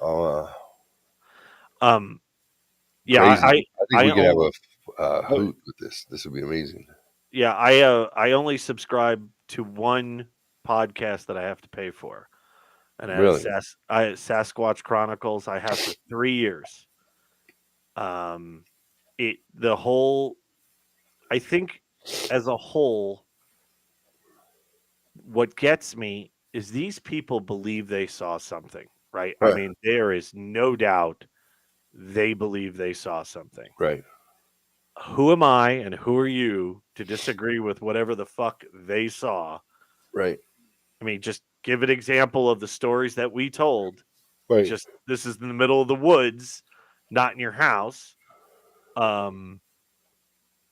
no, I love it. I like going down the rabbit hole. I think it's fascinating. Something else I wanted to tell you that was interesting about this subject. Sasquatch Chronicles, and then I don't remember what the hell the other thing was. What other paranormal stuff have you, or supernatural type things have you dug into that you find interesting? Spear of Destiny. What is that? Well, the one that they stabbed Jesus with? They supposedly pierced the side of Christ. Right. So there was a podcast called Audio Martini back in the day. If you look it up now, it isn't the same thing. Okay. But there was this host, and he had these guests on, and this is way in the infancy of the internet. I mean, you're probably talking about 99, 98, whatever. And he talked about the Germans had all of this stuff, and I guess if you go through the records of World War II, there's something like 32 U-boats missing. Okay. Like from what the Allies wound up getting to what they know they've destroyed, something like 32 U-boats missing. And the common theme was that it went to Argentina, right? I mean, Mengele went to Argentina. I mean, there's all sorts of weird stories about Argentina and the towns of twins and stuff like that. Some fucking, if you go down that rabbit hole, it's fucking ridiculous. But the main premise of this guy's story is that everything went into the Antarctic. Okay. And that famous admiral, Project High Jump. Hold on. Let me look this up so I don't sound like a complete idiot. Project, I think it's called High Jump. High Jump, there it is.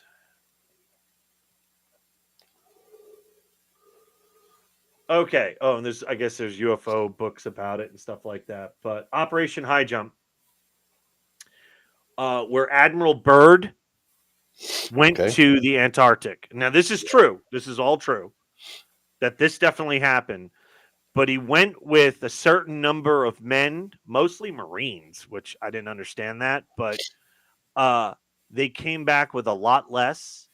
And apparently, before he was debriefed, the first place, I guess, that the ships all docked was, I want to say Argentina. I don't know why Argentina's coming back. But the press got in touch with him first.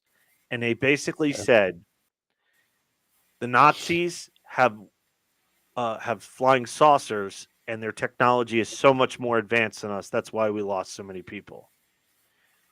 And then then all of a sudden, I mean, there's stories about that, and then you're just like, what? But the reason why the Spear of Destiny is one of the items that apparently the Nazis did have and brought it to Antarctic, and there's a base underneath the ice or something like that. But so that was super interesting to me. I love so Hitler was apparently Hitler was into the occult big time. Raiders of the Lost Ark is a lot more real than meaning what the Nazis were into is a lot more real than people understand. Yeah, absolutely. He wanted to capture all the artifacts that were basically talismans, because they were indicative of a time and place where they had power that was given to those objects by the creator.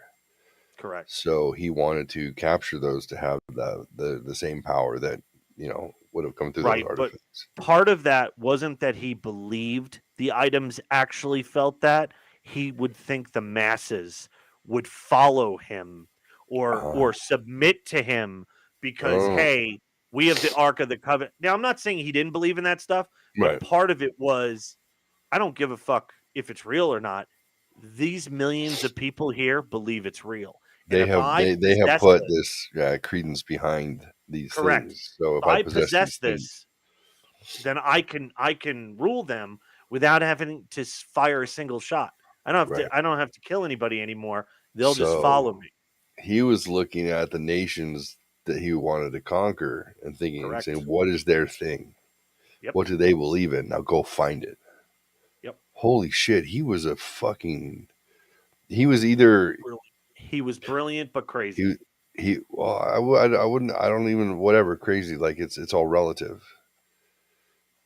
Throughout time, people have always wanted to take out those that were not like them, and they wanted to advance their cause, whatever it might be. This has happened since time immemorial. We just happen to take one that happened in the 20th century and say, well, we were able to document the level of atrocity. It wasn't something that was thousands of years old, like Genghis Khan. Right. You know, he killed millions. Okay, now I understand that the Holocaust killed how many millions of Jews? At least 6.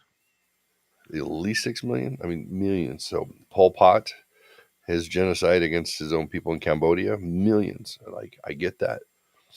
You go back to Genghis Khan, who's on a horse and just deciding to wipe out entire populations as they went. Yep. Entire populations. It wasn't they had anything against them, just they were in the way. So between here and there, take them out. And like I've read through Marco Polo and various documentarians who were traveling around back then that they come up to they see the mountain off in the distance, and they're traveling towards the mountain as they go, and then they start to see smoke and they start to get closer to the town, and they realize that the mountain is bones, and it is several thousand feet tall of bones and skulls and bones, and it's not a mountain covered with bones, it's a mountain of bones. Right. Skulls, and then monuments that the conquerors built out of. These are like femurs, walls, skulls of children's skulls. Right. Like you can't even count how many. You think of that sort of stuff. You're looking at a time when there was no shame in that. It's what you did. You conquered your foes, and your foe was anyone who wasn't you. You go to modern times and you see that somebody did that, and it's documented on film. And you're like, well, that's an atrocity. I'm not saying it's not an atrocity, but it's not any worse or far-fetched than anything that humans are capable of doing. It's not. That's what's frightening. So the Mongol, Northeast Asia, right, is where he's from. Mm-hmm. He went as far west as Poland, as far south as Egypt, and the estimates of the amount of civilians that he killed is 40 to 60 million. 40 to 60 million at a time. What was what time frame is this? That had to be 10% of the population of the earth, at least, I would think. Right? What was the time frame? What was the time when Genghis Khan was the dude? That's horrifying and fascinating. All right, hold on. Ooh, 1162 to 1227. All right. 1162. Okay. So population of just do so 1,000 years ago. He lived a long time. 900 years ago. What was the population?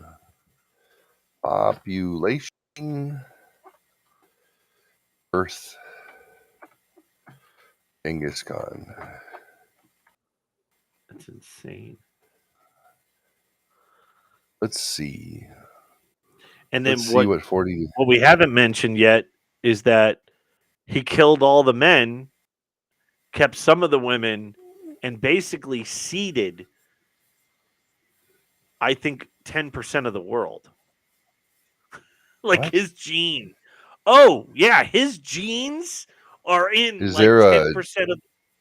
Oh, he just fucked. There's a 23andMe that you can get for the Genghis Khan king. Oh my God, could you imagine? That would be so fucking awesome. I bet there is. Well, if you're Mongolian descent, I mean, it's going to be him. how Genghis Khan cooled the planet. The Mongol conquest of Khwarezmia took place between 1219 and 1221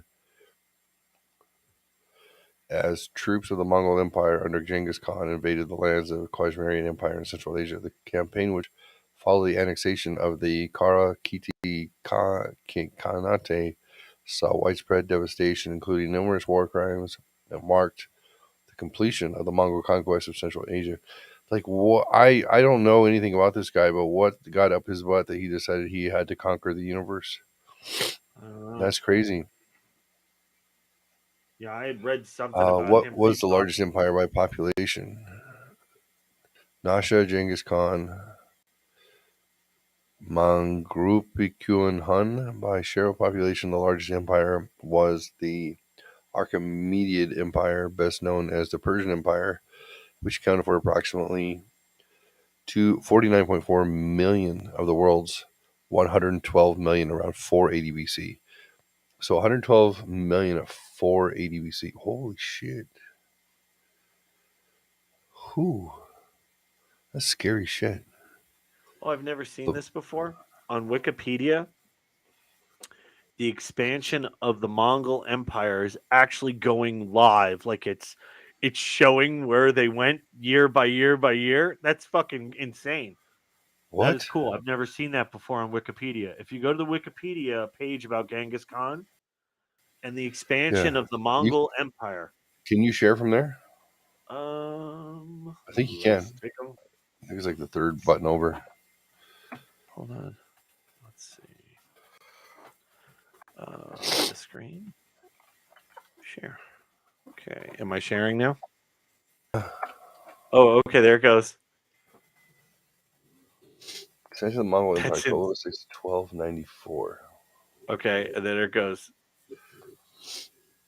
So what do you Dude, got there? You got, oh my god. Look where it went across from. I mean, that is just nuts. Mongolia is northern. It's like the mix between China and North Russia, right? Mongol Empire was governed by a civilian military code called Yasa, created by Genghis Khan. The Mongol Empire did not emphasize the importance of ethnicity and race in the administrative realm, instead adopting an approach grounded in meritocracy. I'm sorry, I said mediocrity. No, that's us now. That's us, yeah. The Mongol Empire was the most ethnically and culturally diverse empires in history, as befitted its size. Most of the empire's nomadic inhabitants considered themselves Mongols in military and civilian life, including the Mongol people, Turkic peoples, and others. There were Khans of various non-Mongolian ethnicities, such as Muhammad Khan. There were tax exemptions for religious figures and, to some extent, teachers and doctors. The Mongol Empire practiced religious tolerance because Mongol tradition had long held that religion was a personal concept. So America was founded by Mongols and not subject to law or interference. So that's literally an American tenet. Genghis Khan was a Tengrist, but was religiously tolerant and interested in learning philosophical and moral lessons from other religions. Someone who wiped out 40 to 60 million people. He was tolerant. He was tolerant. Yeah. And I think that's why we know why John hates the word tolerant. That's so fucking. Should be inclusive, not tolerant. That's so. He consumed Isn't that crazy, Buddhist. though?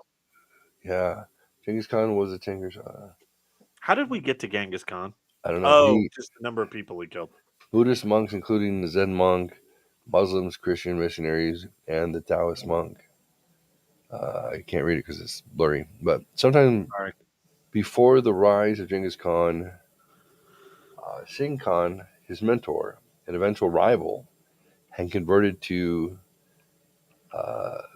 what does it say? Nestorian? Oh, Nestorian Christianity. Yeah. Venkus Mongol tribes. Various, I'm sorry. All right. Various Mongol tribes were shamanists, yeah, Buddhists, or Christian. Religious tolerance was thus a well-established concept on the Asian steppe. Steppe. Yeah, steppe. Is that how you spell steppe? Yeah. S-T-E-P-P? Well, no, it's steppe meaning it's a like kind of a plateau that rises. Oh. So it's like the How do you spell steep? Is it S-T-E-E-P? yeah, we're steeping tea. Yeah. Okay. So the steppe, like the steppe, I don't think it's called steppe. I think it's steppe, which is it's regarding the rise and then plateau of something. That's wild, dude. We can do a show on Dan Carlin is the history guy. He really is. Have you ever done Dan Carlin's hardcore history? No. Have you listened to it? He's probably rated the number one podcast, and he does high production pieces. Dan Carlin, where he introduces you to concepts like this, Right. and he takes you through it and explains everything about it and all the dark details behind it. Right. Dan Carlin's Hardcore History. If you guys are interested in history, check it out. That guy, remarkable. He can take you through the history of any subject. You can just check it out if you want. If you're interested in the Vietnam War, the whole thing. You want Genghis Khan, it's probably 40 hours, but he'll take you through it. Everything he can research and everything he can find, and then put it together in narrative fashion with music, sound effects, things to go to enhance it. Is it a podcast? The podcast is Podcast, 100% free. Check that shit out, dude. Dan Carlin is the man. Yeah. Actually, I might. You asked what other paranormal stuff. Yeah. It's not so much paranormal, but I think the Georgia Guidestone situation is very interesting. When basically we have found Viking markers in areas of like Minnesota, Wisconsin that predate, Columbus, predate the Pilgrims and stuff. Okay. Okay, like physical finds. Yeah, I'm big. I enjoy that a lot. I don't like that there's no press about it. So it always makes me question: is it something just for the Discovery Channel, or is this something real? Why do you think there would be no press if you know that the press is run by the commercialists who only want you to see what they want you to see? Yeah, but I would the big think push that that's been happening recently has been how history has been trained. You've been trained the history they want you to see, and there's two sides to every story. Right. So even if you go back to pick up The Rise and Fall of the Third Reich, which was a contemporary book, which was written from a journalist perspective within a decade. While it was happening. Right. Yeah. While it was released within a decade of it being over, but it was being collected as it went. When I picked up, I found somebody gave me actually a first edition of Rise and Fall of the Third Reich, and they had put one of those plastic covers on it, kind of a rubberized plastic cover to keep it, pristine. I was like, well, that's dumb. I was going to tear it off, but then I was like, oh wait, this is a first edition. Okay. Reading the perspective of history when it's written in a contemporary fashion, it hasn't had the opportunity to become bastardized. And it's far more fascinating about what they understood about what was going on then than the watered down versions that you get, or even the fancified versions that, they'll focus on a certain area, but not on something that's more real. And that shit it actually came out later than I thought it did. It came out 15 years after the war. It was like 1962 or something like that. 60. What was it? Yeah, it was 60. Yeah.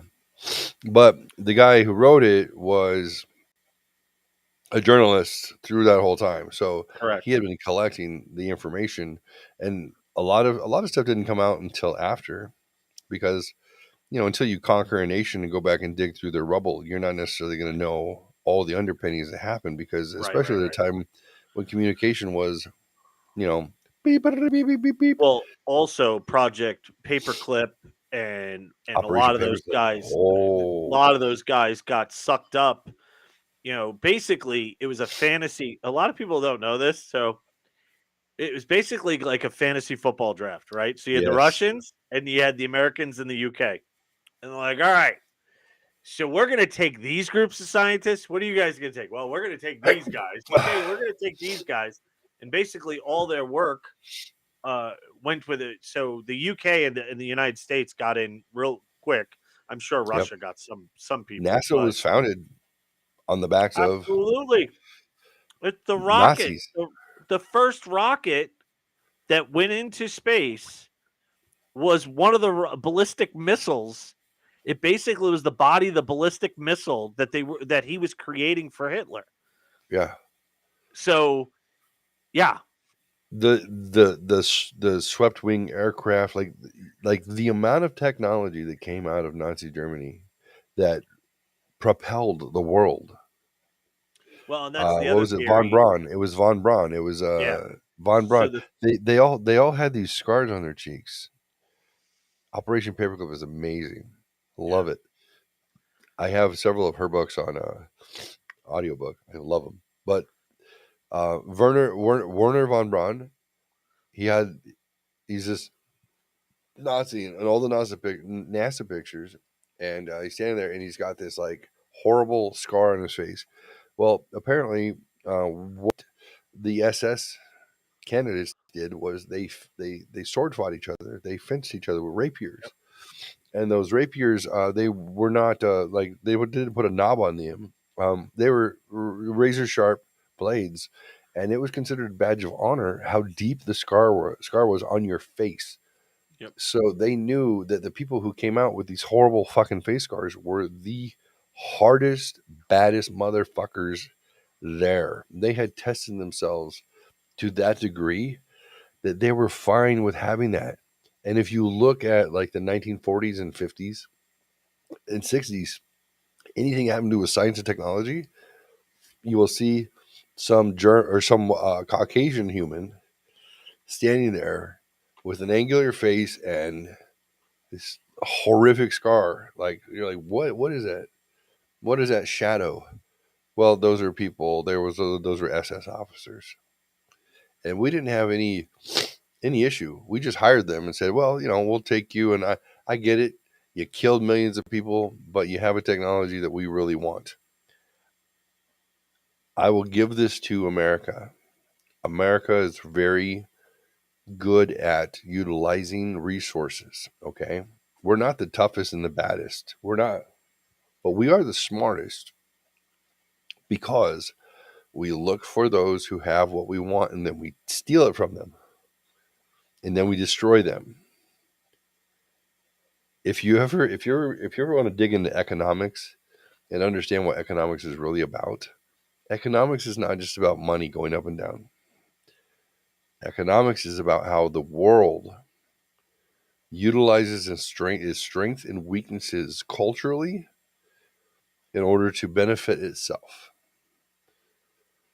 And I didn't realize that. I didn't realize that until the last 5 years. That economics was really about what is the strength in your culture and in your group. What is the thing that you can bring to the table that is that other people can't? It's not just a competition. It could be the fact that they don't even have the knowledge that that thing is necessary. And a very simple explanation is, even now, the best beer in the world, where in whatever country it is from, they've done the research. In South America, this is the best beer. In China, this is the best beer. In Europe, this is the best beer. In America, here's the best beer. When you tie them together, they find one very common thing. They are all created by Germans in every culture across the board. right. In South America, it's the Germans who live in South America who make the best beer. What? There are China, Germans in South America? in That Japan, doesn't sound right. Tsingtao is made by Germans. Right.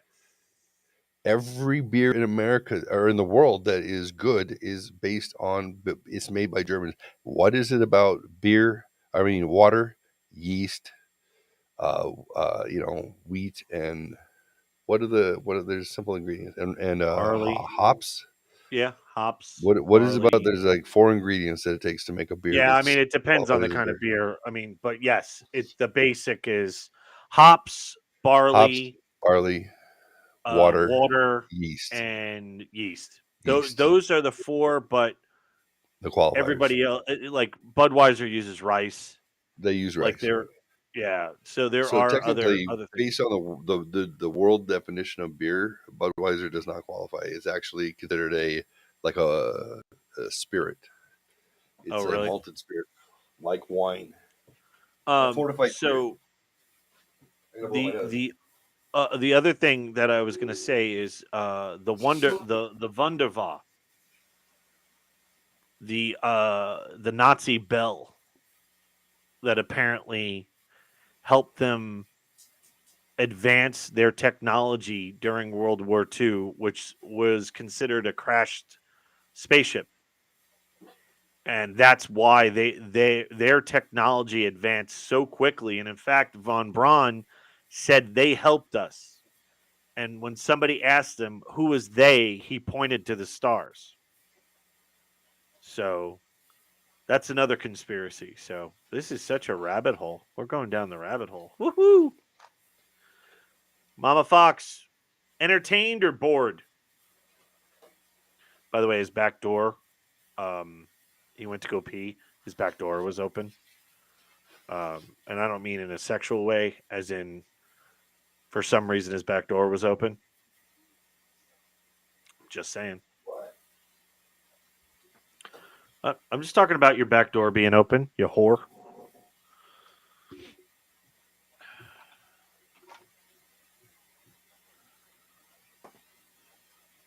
Oh, she's bored.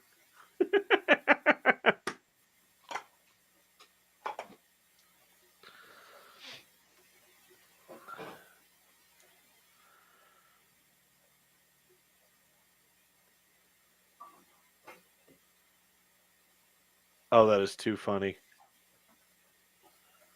Have you ever bought this many habaneros? At once? No. Are you gonna freeze them? Yeah, probably. I'm using some, but I go to Market on the Move, which is on 22nd Street. Saturday mornings, you pay $10 and they give you just a bunch of shit. Right. And this time it was 3 or 4 pounds of habaneros, 4-pack of Bang energy drinks, yellow Italian squash, cucumbers, lettuce, pound of Starbucks coffee. What else? Broccolini. A bag like as big as my chest of broccolini, which was amazing. I did that with basmati rice. Fantastic. Usually you get stuff like a case of organic bananas. I've had a case of organic bananas 3 times. That's too many bananas. Too many. You can't use that many fucking bananas. But you'll get stuff like. Do you have a food processor? No. Oh, because I was going to say. Blender. Oh, then I would cut the does. tops off, leave the seeds in, blend it all, put it in a bag, and freeze it. Yeah, I've done that. I've had like literally a case, which I'm guessing is 15 pounds of Roma tomatoes. Oh, okay. And then I go and I blanch them and I blend them up, put them in Ziploc bags, seal it, and then put them in the freezer. And I'm like, hey, guess what? I'm making soup. I've got every vegetable I need, and I throw that on top of it. Right. You wouldn't believe, based on my size, that I eat a lot of vegetables, but this is some hot sauce waiting to happen right here. Oh, it's very exciting to me. Ooh, I can toast these up. I actually love habaneros in my chicken salad sandwiches. Oh, yeah. I remember that, actually. Oh, so delicious. Dice that up with that chicken. I remember you brought me 10 years ago. You brought me like a little cup. Yep. And I was like, let me try that chicken. Ooh, Yeah, good. it's good stuff. Good stuff. So apparently we're all over the place, and we are because I said to Mama Fox, I said, "You bored?" And she goes, "Haha, it's all good." I said, "Oh shit, she's bored." She goes, "No, I still want to get so involved in a subject. Y'all gonna move on to another one." She's not wrong. She is not wrong. She's not wrong. We're hashing it out for future use, but let's Yeah, do this. that's what we're doing. I would agree with that.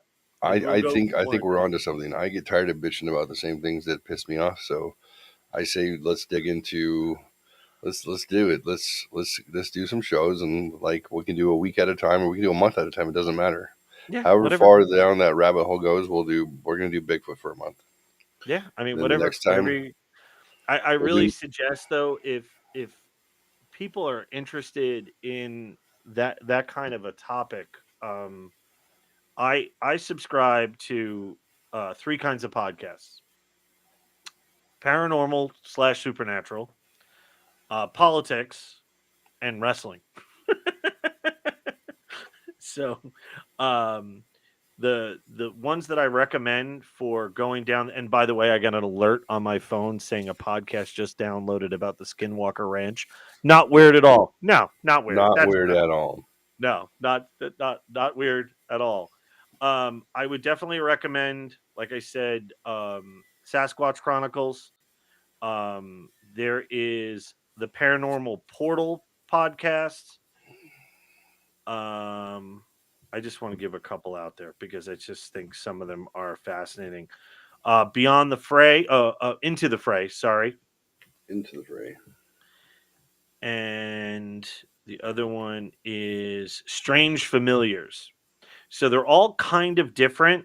They don't deal with the same subject matter, but all of them eventually will get to a very similar subject matter.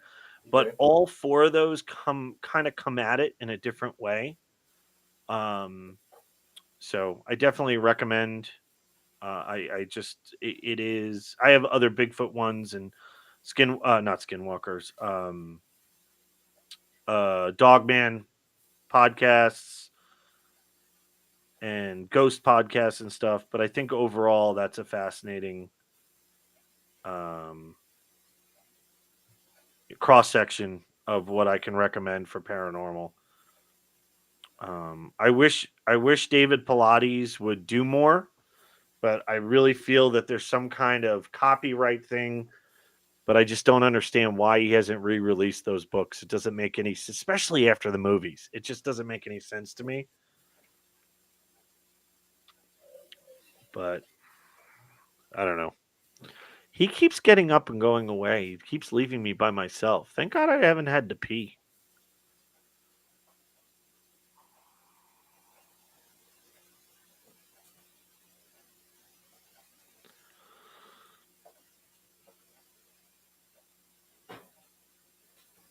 I'm just going to be quiet now.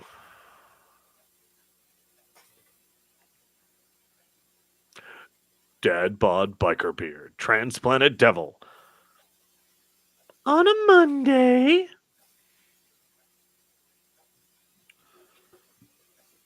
Mama Fox, is there any interesting paranormal, besides obviously the ghost friend, subjects that you're interested in, or anybody else in the chat room? I miss Timmy. Where the hell's Timmy been? Timmy.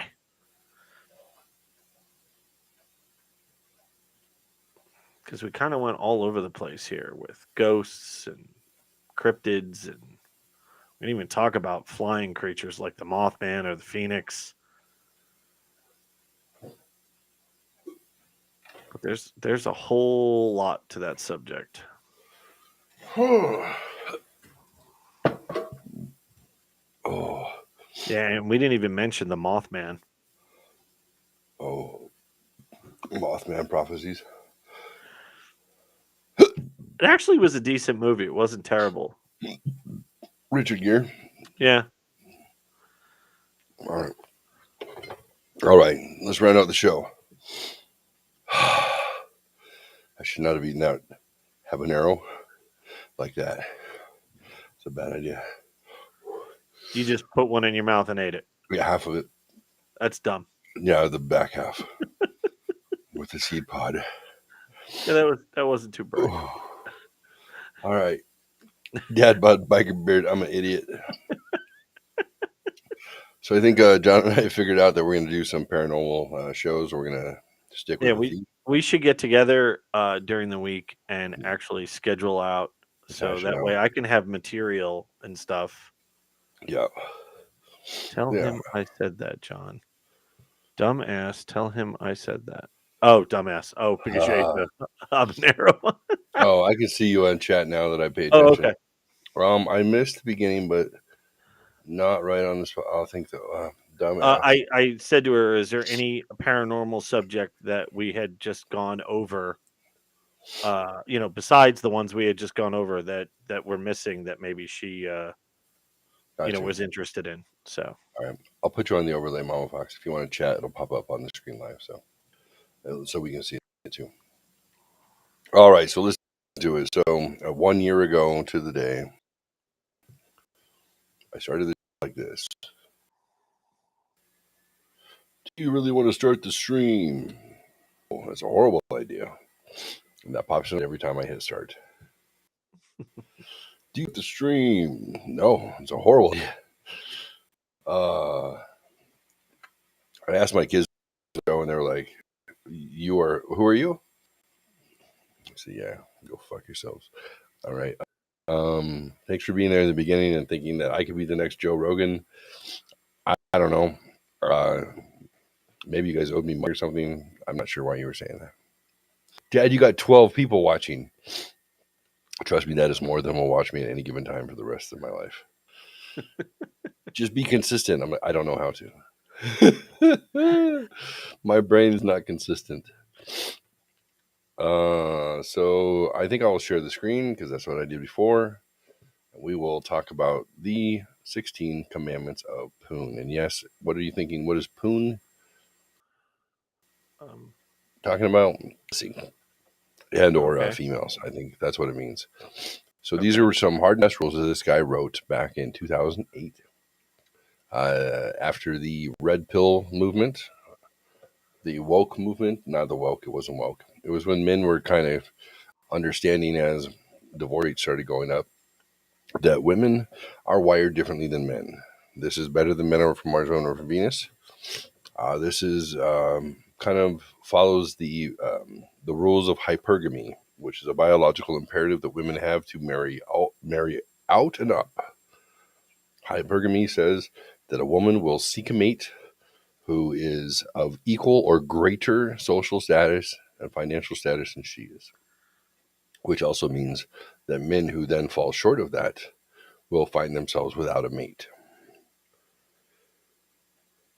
So a lot of that comes with understanding what's your relationship like, what are the positive masculine things that you bring to it, what are the feminine things that she will bring to it, and the damage that you have with role reversal.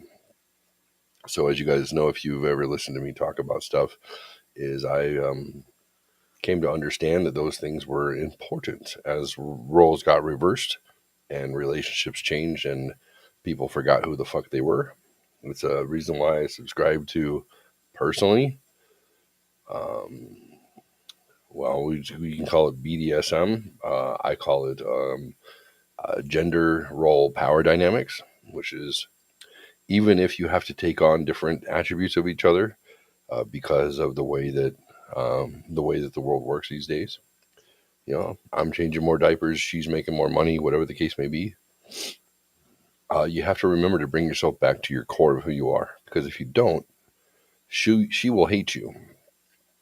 And that's a fact. If she fell in love with somebody who had the world by the balls, had courage, and was out there conquering, and then became a robot Stepford husband who had no passion, no interest, and just watched TV and drank beer on the couch, eventually she will hate you. That is a fact. So this to me was a kind of a nice foundation of that concept of just the difference between men and women. We can see if you agree or disagree. I don't agree with all of it. Some of it I do. But this is a good foundation for that. So this is how I started my show, because I thought it was something that was very crass sounding. but also very poignant. So you be the judge. All right. So number 1, the 16 commandments of Poon.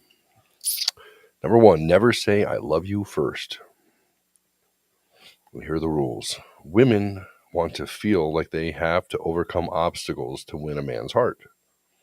They crave the challenge of capturing the interest of a man who has other women competing for his attention, and eventually prevailing over his grudging reluctance to award his committed exclusivity.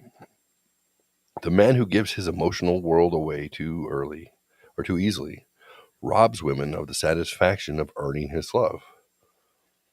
Though you may not be in love with her, though you may be in love with her, don't say it before she has said it.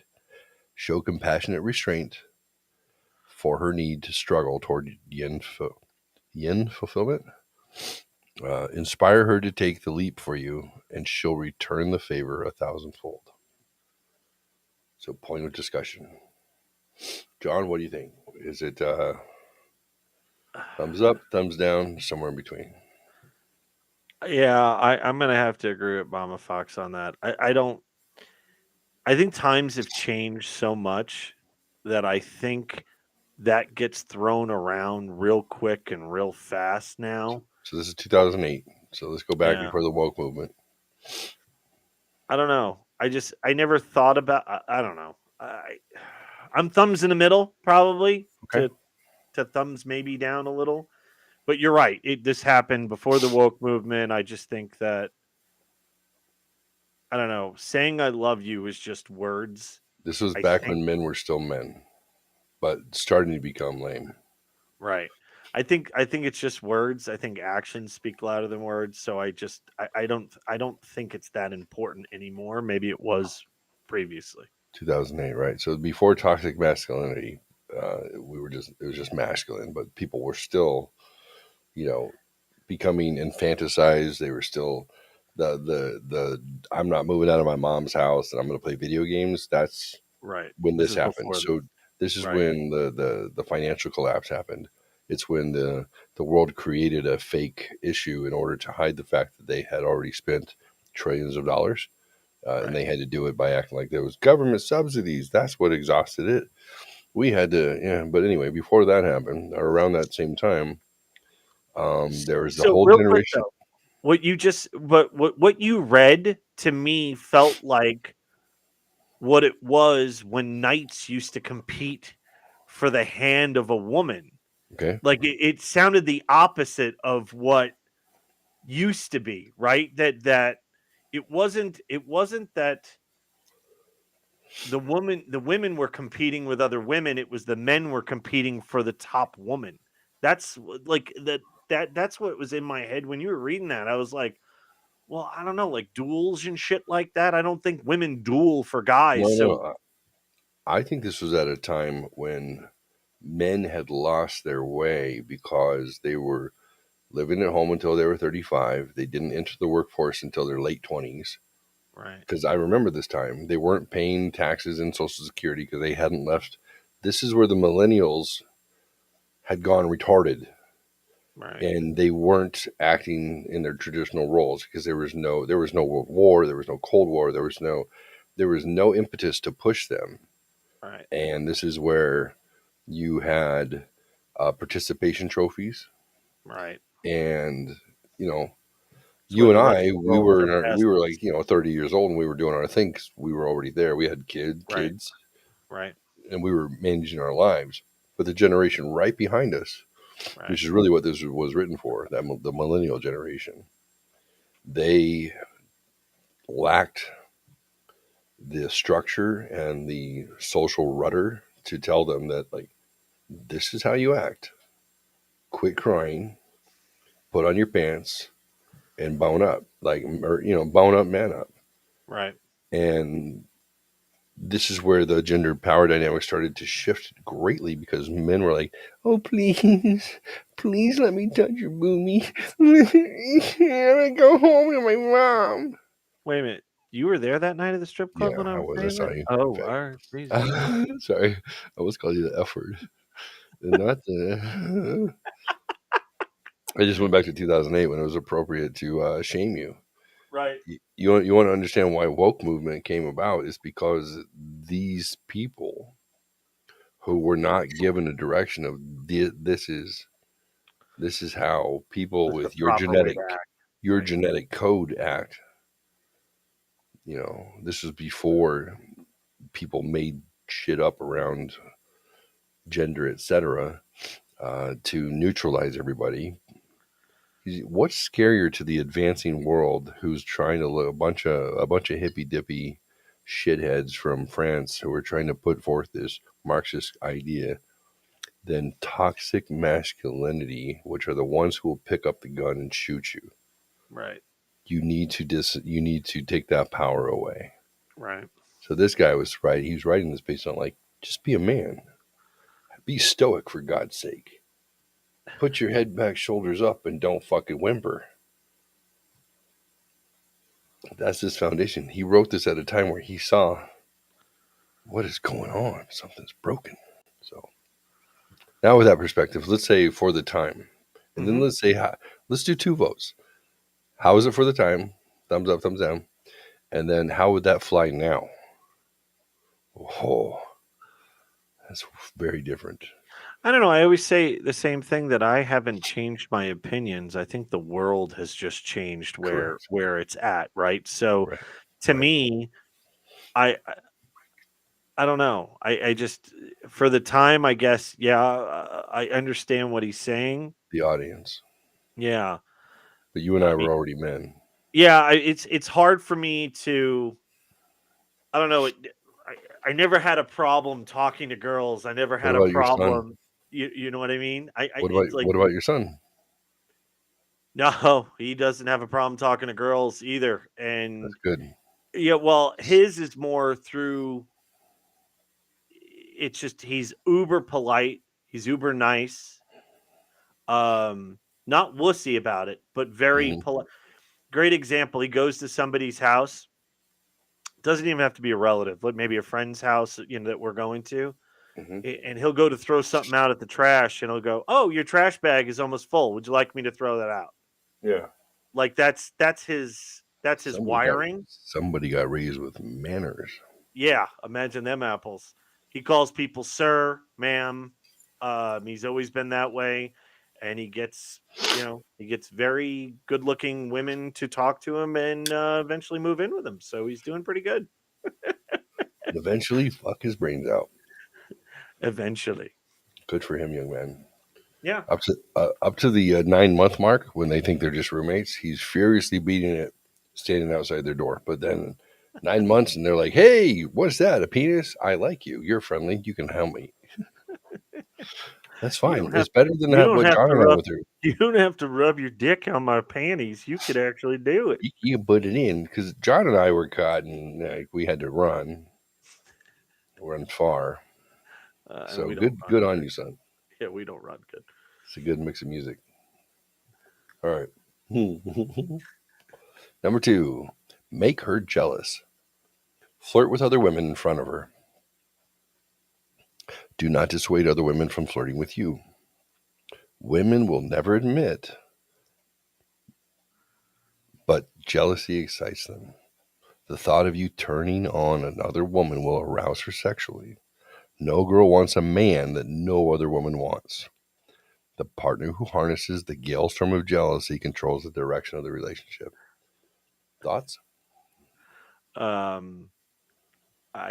just think it's in poor taste and rude. Look at you, fucking feminist. No, no,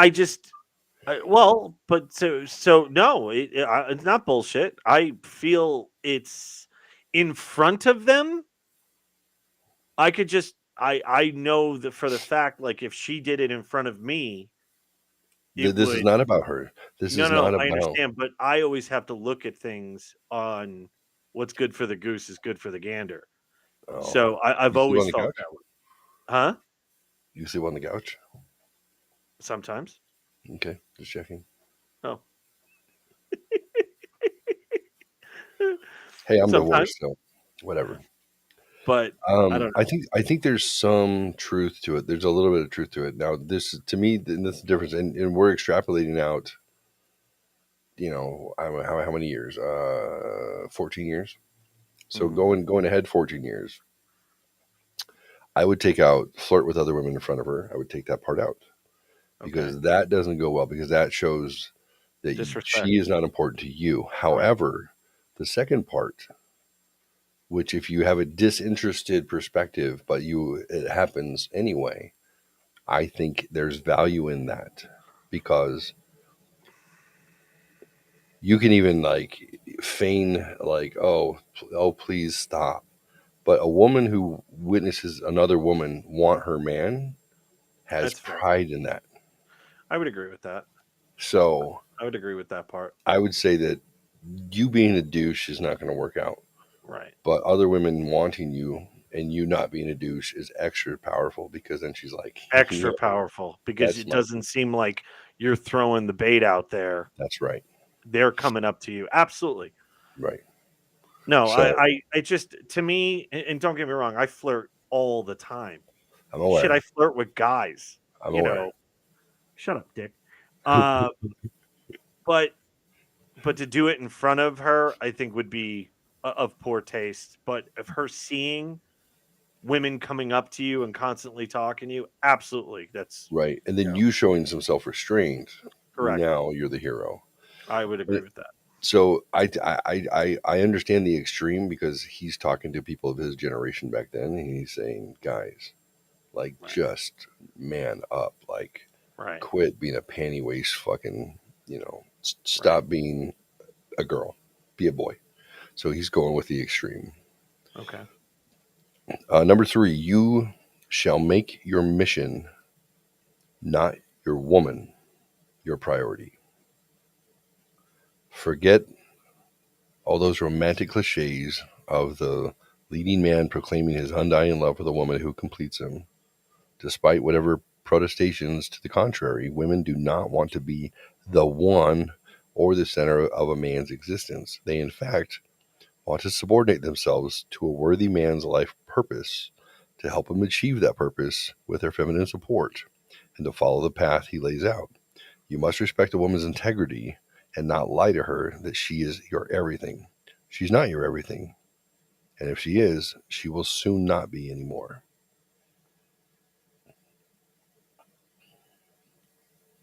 Oh, I agree with that. Absolutely. As do I. Absolutely do I agree with that. Yeah, because the 500th time you tell her she's the most beautiful thing on the planet gets old. They think they want to hear it, but they don't want to hear that. No, or the most important thing. No, I agree with you wholeheartedly. That is absolutely correct. Or I agree with this guy. Declarations. This is me too. Declarations of your affection are important, and they should happen. And if your declaration of affection and love are there when you're wooing her, they should stay there. Because if you become something that you're not, now let's reduce it by 20%, okay? But up to the point where you finally nut inside of her, and then you're like, game over, I win. And then she's like, I'm pregnant, game over, you lose. And you're like, fuck, biology, hashtag who knew. But hashtag rhythm method, no good. You should have counted how many strokes because you got to hashtag 4 and it was over. Game has weak. Right? Has weak pull-out game. Yeah. You came on my belly? Not that much. Guess what? You weren't quick enough there. Doc Holliday. Damn it. I misfired. I was the quickest shot in the West.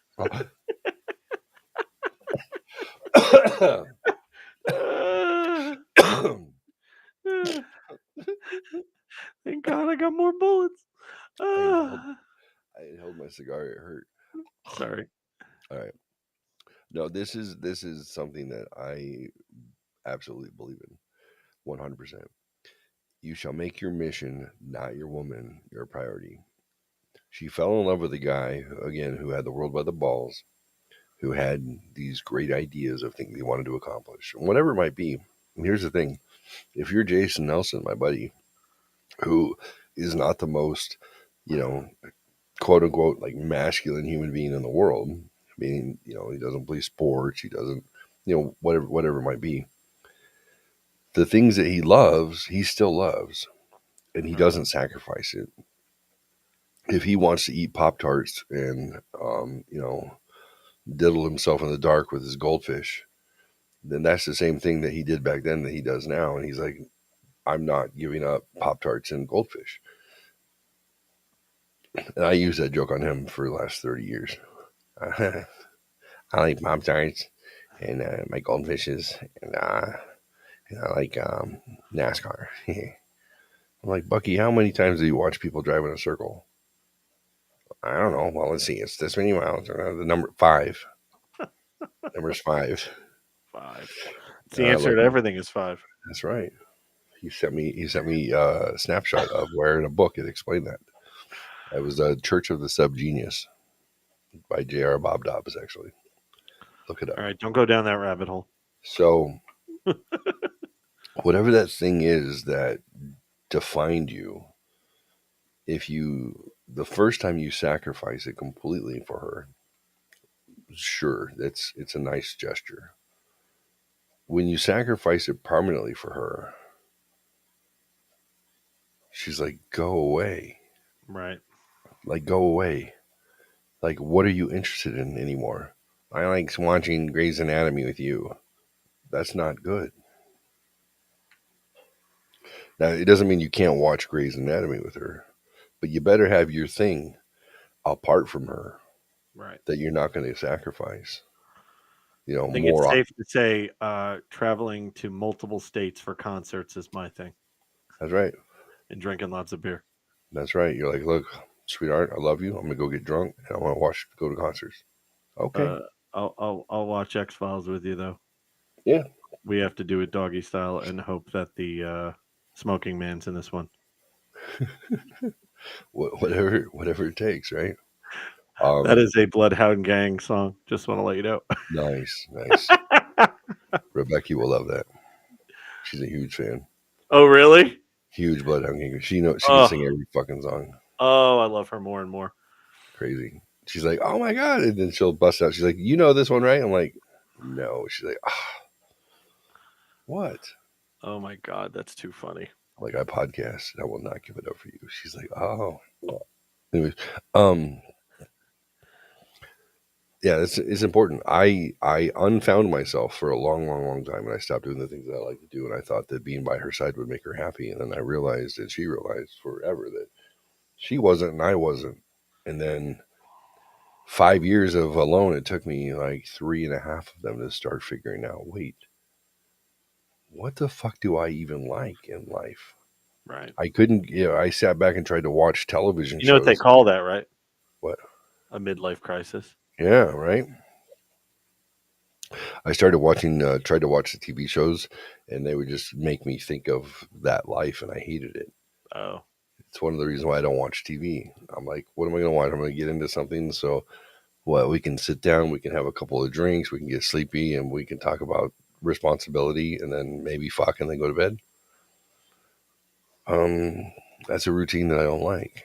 I like the routine is like, are you seriously going to stay up until 3:00 with John? I'm like, stop. Good night. I love you. Go away. And then she's like, we're not staying up to 3:00 tonight. We are not. No, but you know what I mean. I'm exaggerating. Are you seriously? Yeah, I am. I don't know how you do it. I do it because I do it. There's something about that. Even if she falls asleep naked under the covers, hoping that you're going to come in and figure that shit out, even though you have to go through that the next day, she's like, I was horny. I'm like, okay, cool. What'd you do? I was waiting for you. Oh, too bad for you. You should have rubbed one out. And then you're like, whatever. And then she's like, okay, well, you know what? Just because you did that to me, I'm going to suck your dick before you go to work right now and teach you a lesson. Yeah, teach me. Thank you, sweetheart. I appreciate you. Hey, did you make me lunch?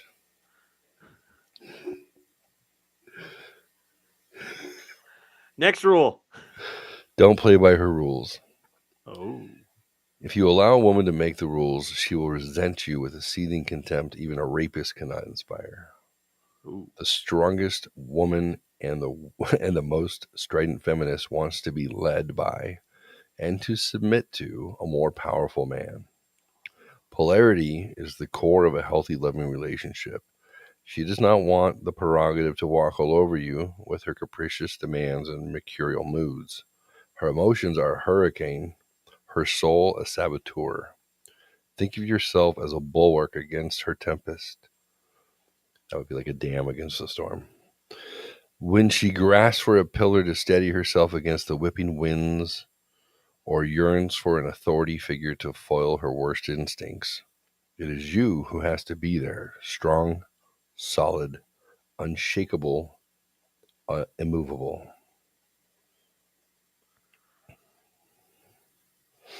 I agree with that one too. Me too. 100%. I don't even need to go past that. Yep. It serves well.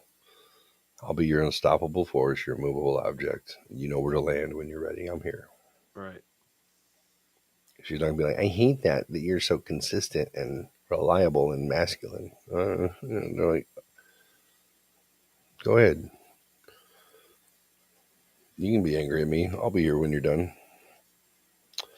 Adhere to the golden ratio. Give your woman 2/3 of everything she gives you, unless it's a dildo in your ass. For every 3 calls or texts, give her 2 back. 3 declarations of love, earn 2 in return. 3 gifts, 2 nights out. Give her 2 displays of affection, and stop until she's answered with 3 more. When she speaks, you reply with fewer words. When she emotes, you emote less. The idea behind the golden ratio is twofold. It establishes your greater value by making her chase you, and it demonstrates that you have the self-restraint to avoid getting swept up in personal dramas. Refraining from reciprocating everything she does for you in equal measures instills in her the proper attitude of belief in your higher status. In her deepest loins, it is what she truly wants. I like how Mama Fox said, "What the fuck?" What the fuck?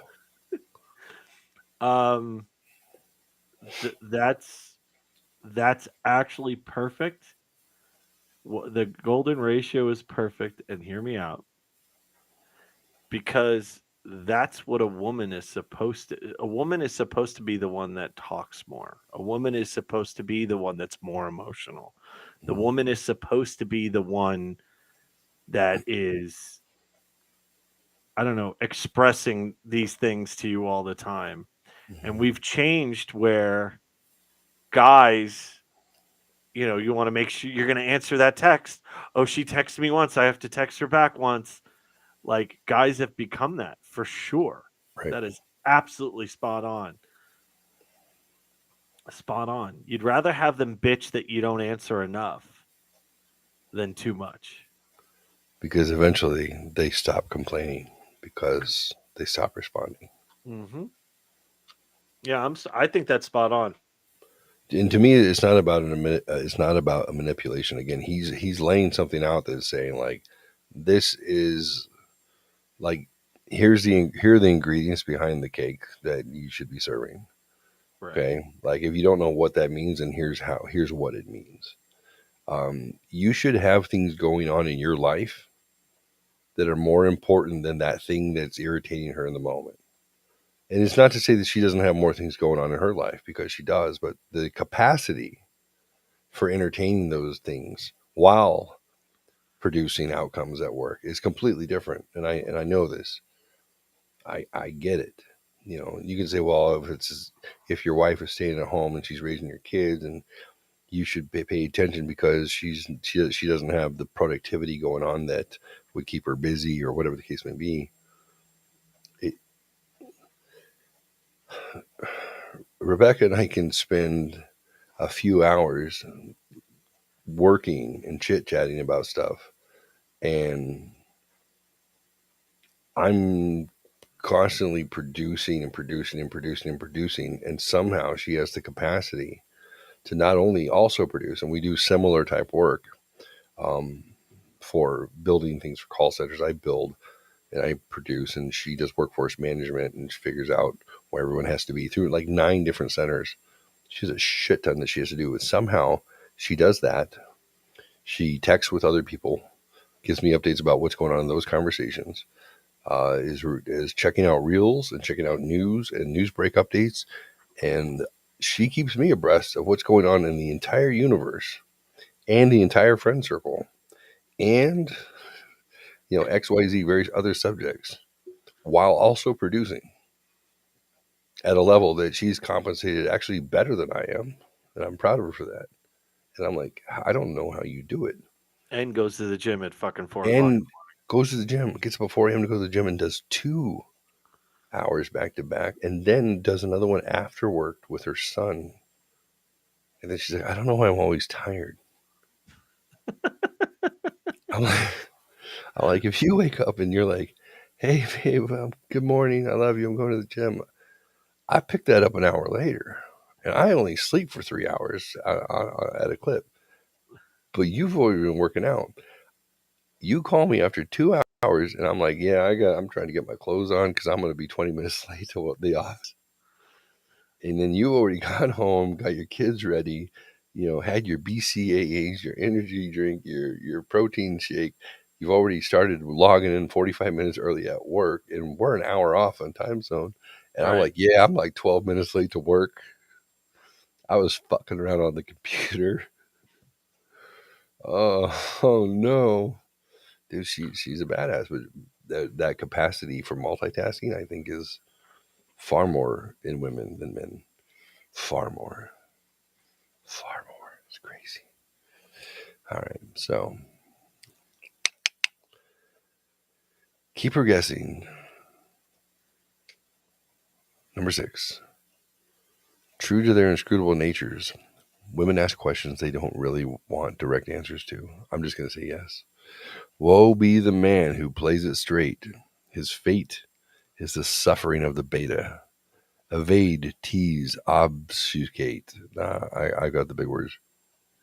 Avoid obfuscation. That's a big word, obfuscation, which is a lack of clarity. She thrives when she has to imagine what you're thinking about her and withers when she knows exactly how you feel. A woman may want financial and family security, but she does not want passion security. In the same manner, when she has displeased you, punish swiftly. But when she has done you right, reward slowly.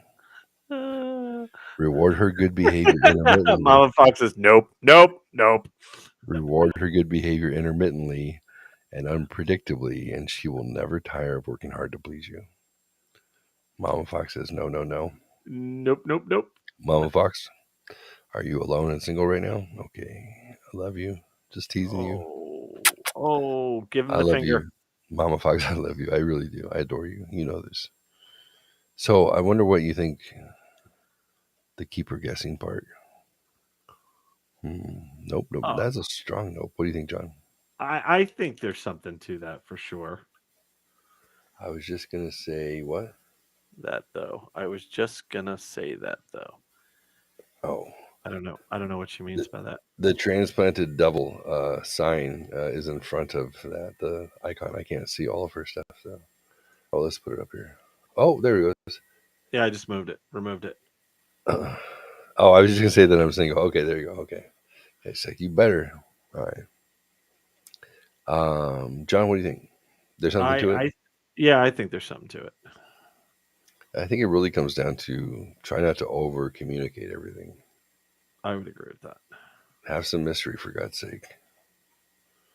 It's not about manipulation. It's a roadmap for somebody who has no clue. It's for an alien. Number 7, always keep 2 in the kitty. That sounds dirty. It really does. Never allow yourself to be a kept man. Let's say she's not going to like this, but a man with options is a man without need. It builds confidence and encourages boldness with women. This is a man's rule. So women, you don't have to agree with it. It builds confidence and encourages boldness with women if there is another woman, a safety net to catch you in case you slip and risk a breakup, divorce, or a lost prospect, leading to loneliness and a grinding dry spell. A woman knows once she has slept with a man, she has abdicated a measure of her power. When she has fallen in love with him, she has surrendered nearly all of it. But love is ephemeral, and with time she may rediscover her power and threaten to leave you. Yep, it is her final trump card. Withdrawing all her love and all her body in an instant will rend your soul if you are faced with contemplating the empty abyss alone. This guy's got some good words. Knowing there is another you can turn to for affection will fortify your will and satisfy your manhood. John, what I say have you? no comment on All right. number. I have no There comment you on go. the There kitty. you go. That's the wise thing. Yeah. All right. Yep, we'll just leave it at that one there. So number 8, say you're sorry only when absolutely necessary. Agreed. Yeah. No, I would agree with that. Do not say sorry for every wrong thing you do. It is a posture of submission that no man should reflexively adopt, no matter how alpha he is. Apologizing increases the demand for more apologies. She will come to expect your contrition like a cat expects its meal at a set time each day. This And guy's got a then thing with kitties. and then your value will lower in her eyes. Instead, if you have done something wrong, you should acknowledge your guilt in a glancing way without resorting to the actual words, I'm sorry. Right. Pull the Bill Clinton maneuver and say mistakes were made. Or tell her you feel bad about what you did. You are granted two freebie, I'm sorry for the life of your relationship. Use them wisely. I would agree with that. Yep. Me too. We'll just leave it at that. It's easy enough. Number 9, connect with her emotions. Believe it or not, guys, and gals, there's some redeemable things for everybody here. Set yourself apart from other men and connect with a woman's emotional landscape. Her mind is an alien world that requires deft navigation to reach your rendezvous. Frolic in the surf of emotions rather than the arid desert of logic. Be playful. Employ all your senses. Describe in lush detail scenarios to set her heart afire. Give your feelings freedom to roam. Roam. Yes, that is a good word. You're not on a linear path with her. You're roaming all over. Take her on an adventure. In this world, there's no need to finish thoughts or draw conclusions. There's only need to experience. You're grabbing her hand and running with her down an infinite labyrinth alleyway with no end, laughing and letting your fingers glide on the cobblestone walls along the way. What's up, fucking? I want to come listening to that. Dude, if you would have slowed down a little bit and deepened your voice a little Yeah. bit, I would have been, where's the Lubriderm? God damn it, where's Right? the Lubriderm? That's very well written. So So absolutely true. it is absolutely true. And I think easier to do than a lot of people think. Yep. I think it's easier to do. The key is to listen. It is so fucking easy. Just listen.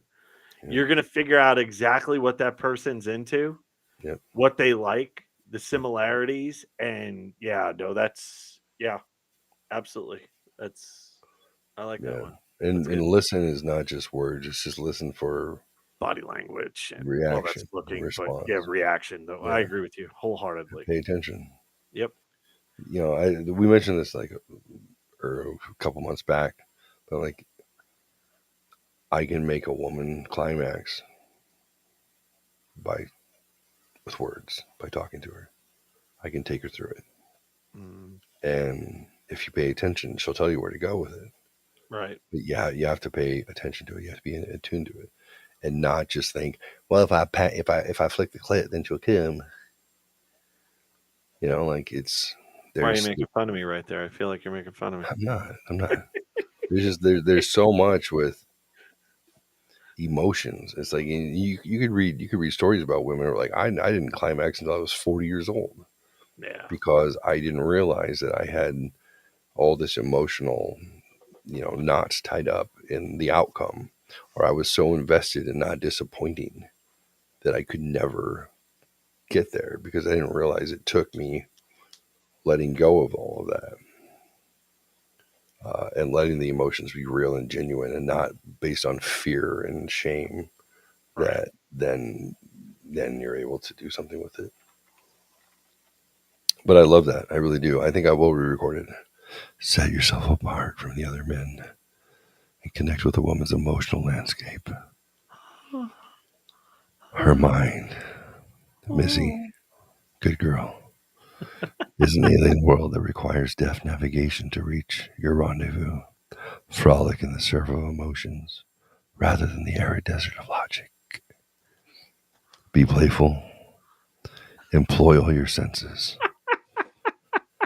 Describe in lush detail the scenarios to set her heart afire. That's right, baby. You got this. I believe in you. That's right. Now both hands. Give your feelings freedom to roam. Roam. Yes. That's a good Where you word. want That's to. a good word.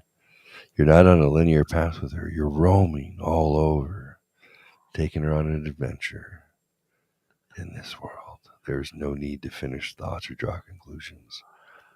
There is only the need to experience. You're grabbing her hand and running with her down an infinite labyrinth alleyway with no end, laughing and letting your fingers glide on the cobblestone walls along the way. That's right. That's a good girl. I'm proud of you.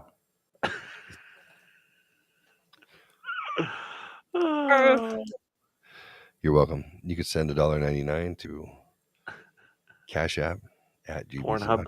Pornhub.com. Or Cash App at GB Sinatra. Or, all right. Ignore her beauty, sorry. The man who trains his mind to subdue the reward center of his brain when reflecting upon a beautiful female face will magically transform his interactions with women. Pokemon.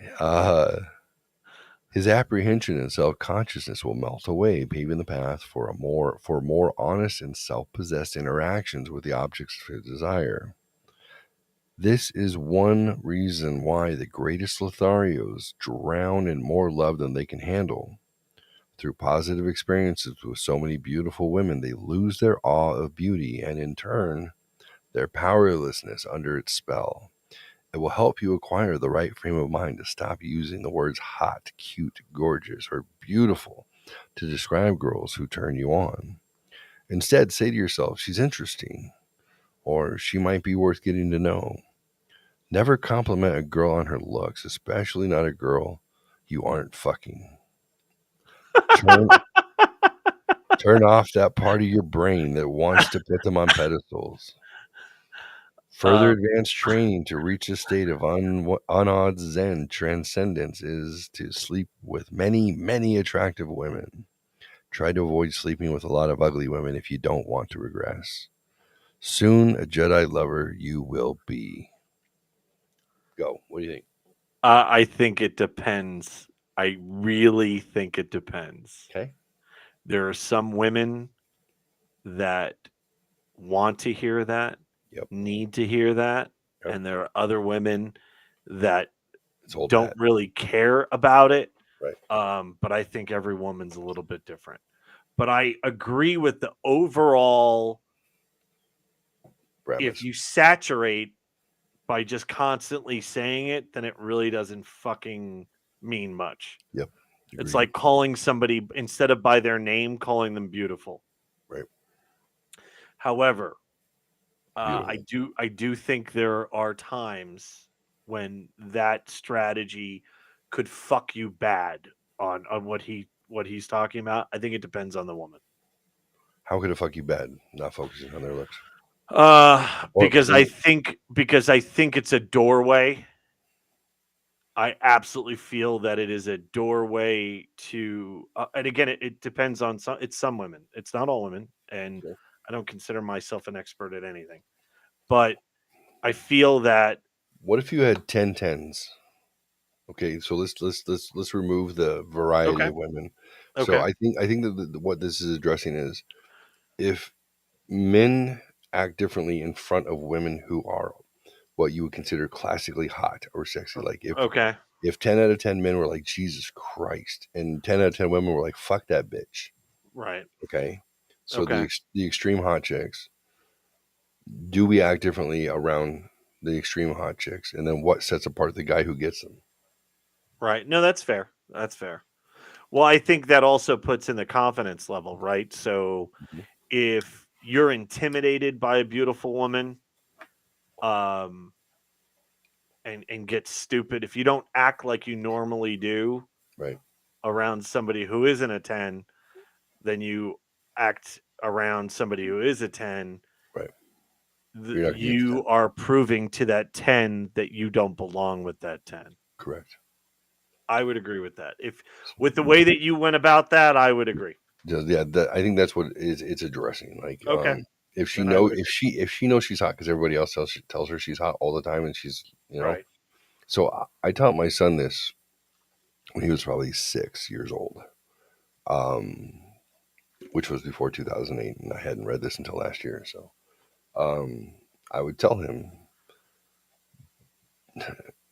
do not compliment a woman on choices that she did not make, and don't compliment a girl. Right? I said, so you see, I like that. Because I am a big oh, your nails look really nice. there you go. She made that decision. Mhm. Your hair. Oh, I like what you did with your hair. I like the color. Correct. That looks really cool. Right. Like I don't say stupid things like, "Oh my god, your fucking hair looks so gorgeous." I go, "Oh, I like that choice. That was really nice." So Right. that's interesting you say that. Okay, yeah. Not So her choice. I like yeah, it. don't compliment a woman on something that's not her choice. So I told Hunter, I said, so here's what happened. I said, understand this. I said, he was getting towards adolescence. I said, you get towards fourth, fifth grade, girls are going to start developing. I said, look, she woke up one day and she realized she was getting boobies. Right. And then as time goes on, even in that year, because the difference between male development and girl development is so different, she's suddenly going to have boobies that she's ashamed of, most likely. And she's going to have this booty. She's going to have these curves, and she's going to develop these primary sexual characteristics that are not her choice. Okay. Right. For her, it's a burden because suddenly she stands out in the crowd. Right. And she's like, everyone's like, oh my God, you're so hot.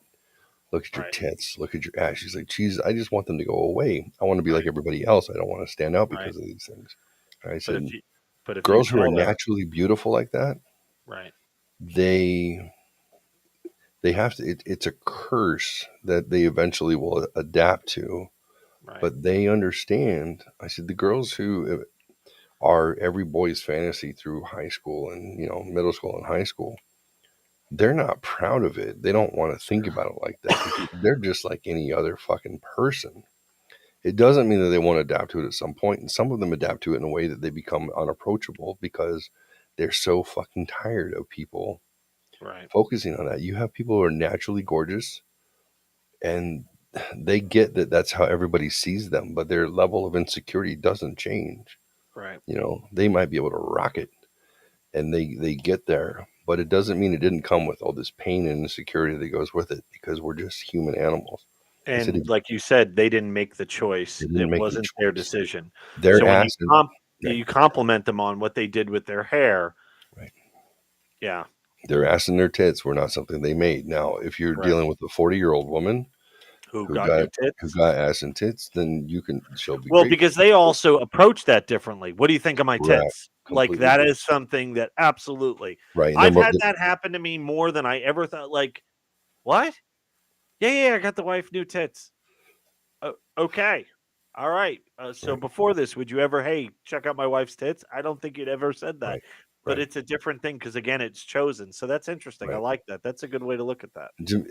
I'm lucky that I think that it prepared me for an understanding, like Becky lost 100 pounds change, and she was different, a completely different person. And she was, I didn't realize she was testing me, but she would send me pictures. She's like, have you checked my Facebook, my Instagram, or whatever? And I'm like, a little bit here and there. Yeah, I saw you were a lot bigger back then. But she'd be like, how much did you look? And I'm like, not a lot. I don't care. Like, I don't, whatever. Like, I don't dig through people's stuff because I got other things going on. No offense. But then she would send me like, what do you think? What do you, and she kept bombarding me. And I'm like, so do you like me better now or then? Like, and I'm like, realistically, I would, if I knew you, I would would have smashed you then too. I was smashed either way, like 100%. You know, like I'm not, I'm not shallow in that regards. And then I realized I'm like, what is she asking me? Why does she keep asking me this? It's so bizarre. And I'm like, you know, you look like my wife did, and like I did. You know, like I gained weight, she gained weight. We got there. I wasn't less attracted to her. She thought I was, but that was her insecurity, and that was probably me not reinforcing that she didn't need to be insecure. Me thinking like, why are you insecure? Like, knock it off. That wasn't enough. By the way, because it scrolled up a little bit, now I know why we're doing this list. This next one. This is completely us. Ah, yes. I'm like, son of a bitch. You're gonna love it, right? So, so the day I was 100%, she kept asking me, and I would reflect and try, and I was being honest with my answers. I wasn't lying. And then it came up finally again. I was like, well, this is a trend. And I was like, hey, just to clarify things, you're way hotter now. And although if I had met you and you became that, I would not love you any less and want you any less. The work that you put in to be like this, you better keep working it because you fucking turned me on like crazy. Like you're fucking wicked hot. And she was just like, oh, thank God. Like, and I was like, oh, okay, that was what you're looking for. And it's true, but my other statement wasn't untrue. Right. But one was more true than the other. And I'm like, but like you said, she chose to look that way. Right. She's the one that put the effort in to do that. Precisely. So I get it. And no, I heard my own voice in my head, and I'm like, right, you know, I slapped myself, like, what am I doing? Like, no, obviously. She said, well, what if I got new boobs? I'm like, I love your titties. I think they're great. She said, if they were bigger, I would fucking motorboat those motherfuckers. You know, like like go ridiculous. If you feel good, I'm not gonna have any issue with your enhancements. I promise you. You know, you're already uncontrollable in your boldness and your personality. I can't imagine, if you made yourself into whatever you think your ideal is. Right. I wouldn't love you more or less, but I might fuck you more often. I'll be honest. I don't know what to tell you. Like, yeah, like I don't know the right answer. I don't know the right answer. But there's some truth in that, and it's like if I became the version of me that I want, it was more sexually enhanced than what it is. How would you feel? I would feel more sexually enhanced. I'd fuck yeah. She's like, good. I'm like, there you go. And I love you too. So there's some truth there. Hunter learned it when he was a kid, and I remember he came home and he goes, Dad, I had to talk to this girl at school. Her name was Rachel. I said, well, tell me about Rachel. What happened? He said, all the boys were like bothering her all the time on the bus and all this stuff, and like they're always like, talking about her because she got boobs and stuff. And I was like, oh, okay, poor Rachel, And he goes, yeah. So she had lunch with me today. So, well, tell me what happened.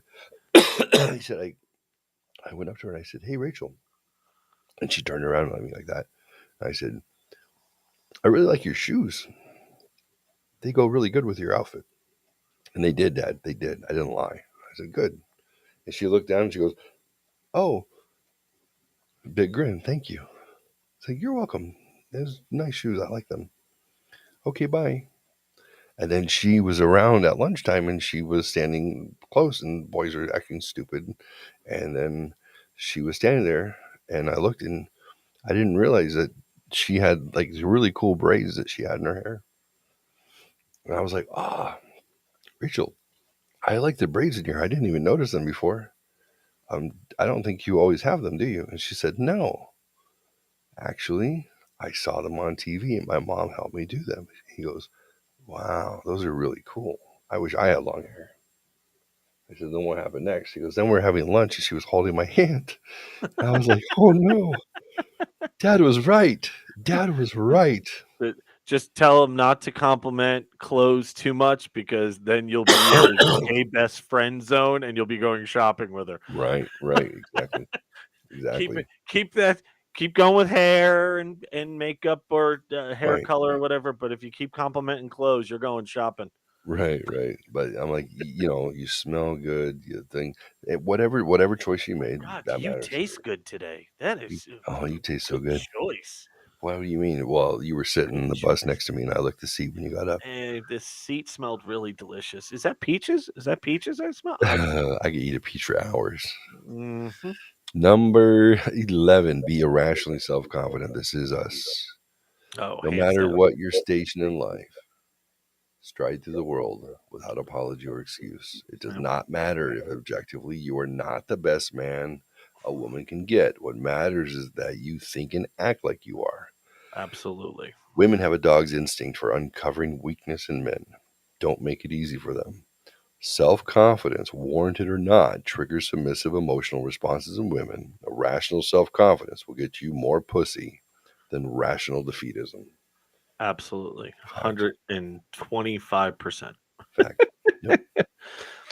No, Irrational self-confidence. I should not be nearly as confident I am that I am in almost any aspect of my life, and yet some reason I am, and it's it's spot on, dude. Spot on.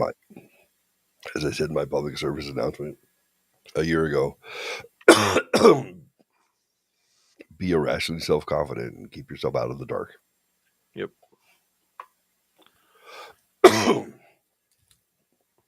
You think I quit smoking that one? I keep inhaling it and it hurts. Well, you're the idiot that ate half a habanero too. So no, it still hurts. It's like, hey, at least he's consistent. Maximize your strengths, minimize your weaknesses. Yeah. In the betterment of ourselves as men, we attract women into our orbit. To accomplish this gravitational pull as painlessly and efficiently as possible, you must identify your natural talents and shortcomings and parcel your efforts accordingly. If you are a gifted jokester, don't waste time and energy trying to raise your status in philosophical debate. If you write well but dance poorly, don't kill yourself trying to expand your manly influence on the dance floor. Your goal should be to attract women effortlessly, so play to your strengths no matter what they are. Mm-hmm. There is a groupie for every male endeavor, except World of Warcraft. That's not true. I know a couple of guys that have gotten married from chicks. Yep, on World of Warcraft. Yep. Agreed, Mama Fox. Number 13, err on the side of too much boldness rather than too little. Touching a woman inappropriately on the first date will get you further with her than not touching her at all. And I have a true story for that. Don't let a woman's faux indignation at your boldness sway you. They secretly love it when a man aggressively pursues what he wants and makes his sexual intentions known. You don't have to be an asshole, but if you have no choice, being an inconsiderate asshole beats being a polite beta every time.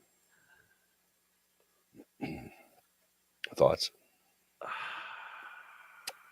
It's a fucking fact, and you know it. She wouldn't be on a date with you in the first place if she wasn't interested. John? Yeah. Are you getting lit up? I don't know if I don't. Yeah, I'm not. Yeah. I think physically, I disagree. So let's take the assault out of the equation, okay? Yeah, because that kind of sounded like assault. Right. Take the assault out of the equation, but let's say you're not grabbing her privates and whatnot, right? Oh, okay. Let's say that you're just being your physical presence lets her know, rather than waiting for hey. More likely to get a positive response by grabbing her around, and hey, come here. Well, I think a woman wants you to lead. Yeah. So in dancing and in sex, I think they want you to lead in life. Yeah. So, well, I mean, what is there besides She'll let you know dancing when and there's sex? time to get out of where we need to get out of the way. She'll let you know. Yeah. So, except for the assault part, yes, I'll agree with it. So err on the side of too much boldness that you can agree with the label rather than too little. I would agree with that. Yes. So I take my girlfriend. I'm 23. She's 18, I believe. Yep. I take her to Balboa Park on our first date because I'm all about, sights and sounds and things that create memories and things to talk about. And we're walking along, and I remember I want to hold her hand. And I'm thinking, like, when's the appropriate time to hold her hand, right? It's that first act of physicality. That's something other than friends. And we're walking along, and she's on my left. And I swing back, and I'm going to grab her hand mid-stride. And I cup her vagina. I cup it like pop. Right? So I'm swinging back. I'm going to grab her hand. And I instead, at that same swing, I grab her vagina. And my hand goes like this. Look. Because I'm going to grab her hand. I go hook. And hook her all the way to the taint. So this wasn't like a tap. This was a full... Ready to grab her like a six-pack. Vulva to the vulva, to the taint, probably to the asshole. Grabbed her completely, and there was a squeeze as I'm trying to get my hand out because she was still moving, and her thighs squeezed me even harder into her genitals. And whoop, and I'm trying to pull my hand out of the area, and pop, and I go back and I grab her hand. And we're walking. My head goes, holy shit. And I say, and I can tell she's somewhere between what the fuck just happened and wanting to laugh and be horrified simultaneously. And what do you say next? Right. And I say calmly, well, at least we got that out of the way, didn't we?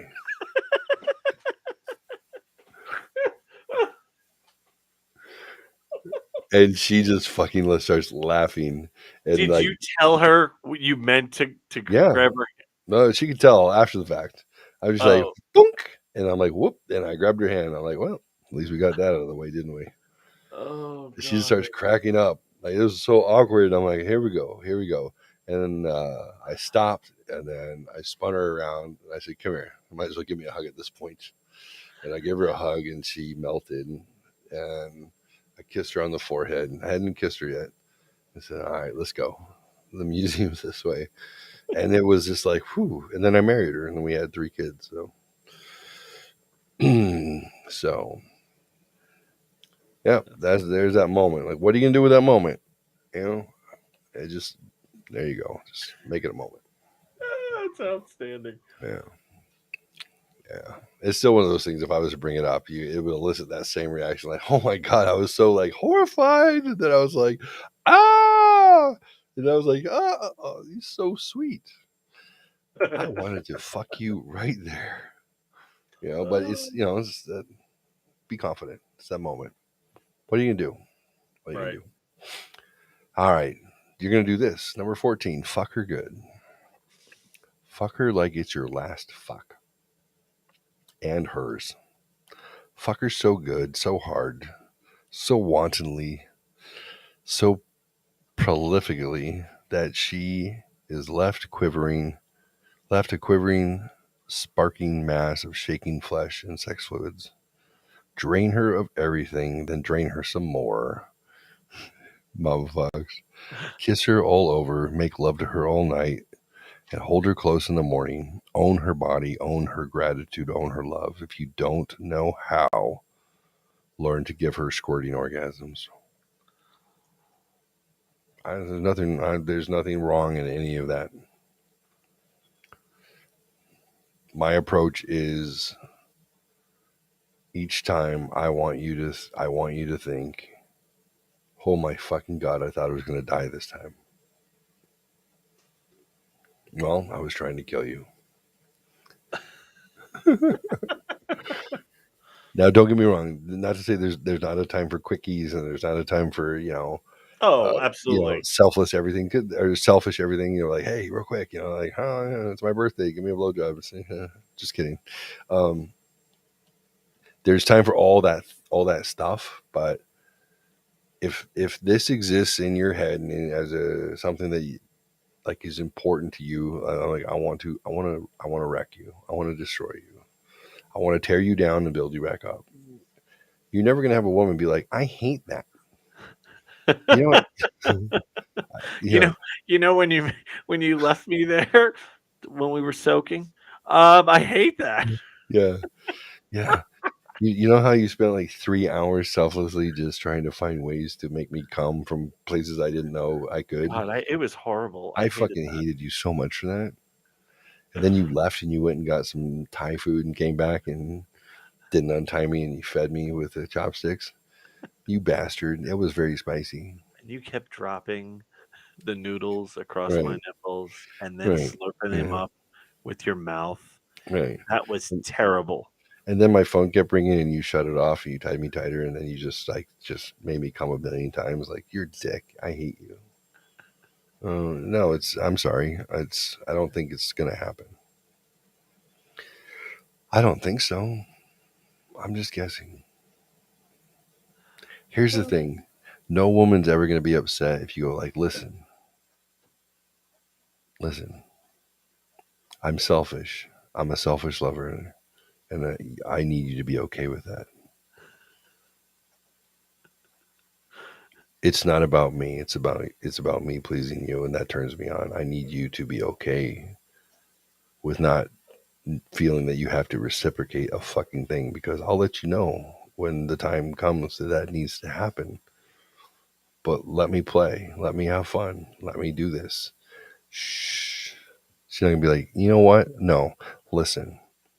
I want to get to the point where I'm about to climax and I want you to come on me and fall asleep because that is what makes me feel like a complete woman. Because trust me, they might think that until suddenly they're like, oh my God, is it tomorrow? What about you? I'm like, what about me? Every time you came, it fucking gave me pleasure. Are you crazy? Oh, it's the best thing in the world. You're the most beautiful instrument I've ever played. You say, I hate you. I wish you were more like my ex. 3 positions, pass out, snore really loud so I can't fall asleep. Leave me in the wet spot. Said no woman ever. Agree or disagree? Oh, agree. All right. Wholeheartedly. Mama Fox, did you finish? I know you did. She said, please, and sign me up. I kept trying to, the chat wouldn't let me, kept logging me out. I wanted to keep sending her a message saying, beg for it more.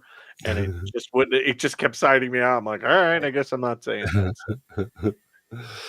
All right. Maintain your state of control. We're almost there. 2 more and we'll go to bed. You are an oak tree. You will not be manipulated by crying, yelling, lying, head games, sexual withdrawal, jealousy ploys, pity plays, shit tests, hot, cold, disappearing acts, or guilt trips. She will rain and thunder all around you, and you will shelter her until her storm passes. She will not drag you into her chaos or uproot you. When you have mastery over yourself, you will have mastery over her. Absolutely. True or false? True. 100%. 100%. Well, because again, the woman is supposed to be the more emotional one. You are supposed to stay the course. That's right. Her movable objects are an unstoppable force. The oak tree. Number 16 of the 16 commandments of Poon. We will have to say that probably 13 of them, or at least, it's pretty spot on. I would agree. Never be afraid to lose her. You must not fear. Fear is the love killer. Fear is the ego triumph that brings abject loneliness. You will face your fear. You will permit it to pass over you and through you. And when your ego fear is gone, you will turn and face your lover, and only your heart will remain. You will walk away from her when she has violated your integrity, and you will let her walk when her heart is closed to you. She who can destroy you controls you. Don't give her that power over yourself. Love yourself before you love her.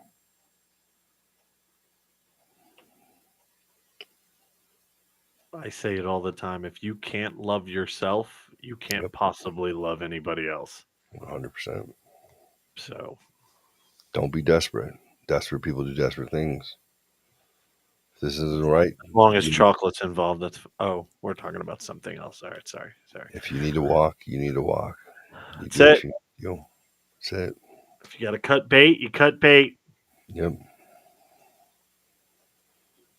If I told you the first time I'm not going anywhere, I meant it. You quit asking. You need to go. You go. It's cool. I'm not saying I have options. You know I do. It's irrelevant. I would never say it. Never. There's no point.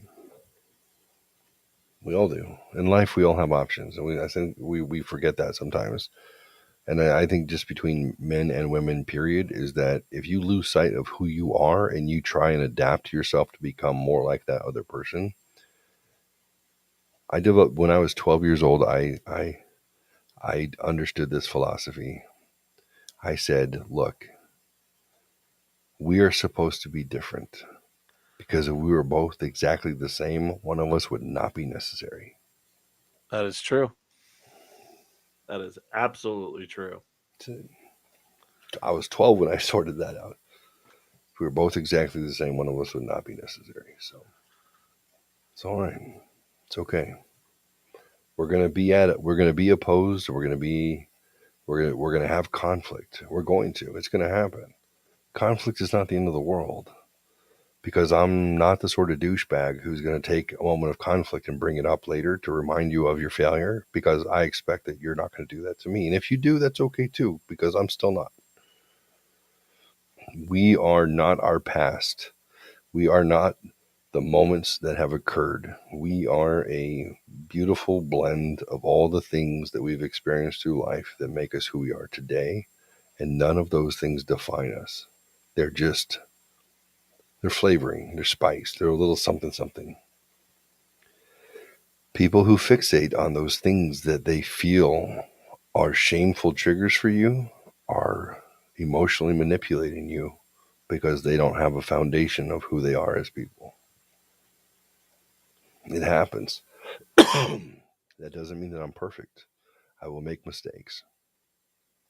I will take a prior experience and something will trigger a memory of how something once was, and I might start to react in that vein even. And I might even betray myself by having an emotional reaction to something that didn't warrant that level. But what you'll find is, stop. I'll peel it back. I'll reel it in. I'll solve what that was. And then it's gone. Like, we're allowed to make mistakes in life. We're humans. We're growing. It's what we do. But if you anchor yourself to the past and you say, well, it's because of X that I'm this way. It's because of this I'm this way.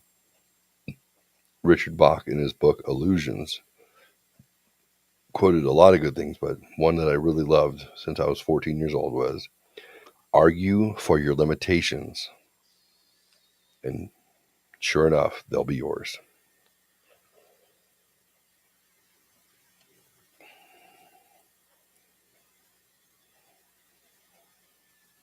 Happy 1-year anniversary. Happy anniversary. The 16 commandments of Poon, 13 of which are fucking solid as fuck. So, and I think once you get the assault out of there, it was probably like 15 or 16. That was pretty good.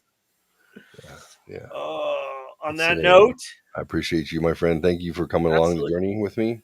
Absolutely. Mama Fox, thank you for being in the chat room and participating. Being in the mix and getting some of the stuff. I have no idea what you just said. You froze. Yeah, you froze, and then it computerized voice. Thank you, Mama Fox, for being in the chat room and getting hot over some of this stuff. Fuck her good. Boldness. Yeah. I hate being destroyed by my partner, said no one ever. So, next podcast Thursday. Yeah, let's do it. Okay. You want to? What do you want? When do you want to? What, Well, when you want to touch and come up with some game plan, and we'll dig into some Bigfoot lore or whatever. yeah, tomorrow. I Okay. gotta. What time do you get home tomorrow? Is the same time, like after 5? Yeah, 6. Okay. All right. Well, you can text during the day, right? Yeah. Okay. All right. I'll text you during the day. Absolutely. Then. Cool. We'll come Again, up with congratulations a on a year. little bit of structure, and I think it'll be a fun avenue, something fresh to start off year number 2 with. So. Yeah. Very cool. All right. I will talk to you tomorrow. Have a Love wonderful you, evening. Appreciate you. Love you too. You too. All Be right. well. Bye.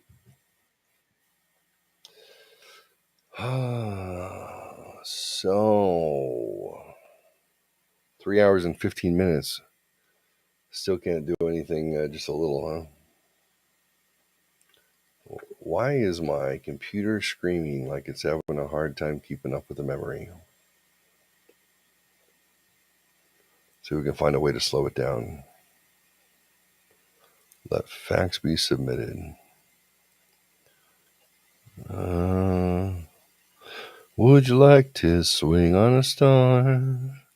Carry moonbeams home in a jar and be better off than you are? Or would you rather be a mule? Give me a second.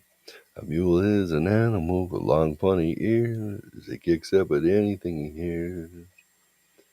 His back is brawny and his brain is weak.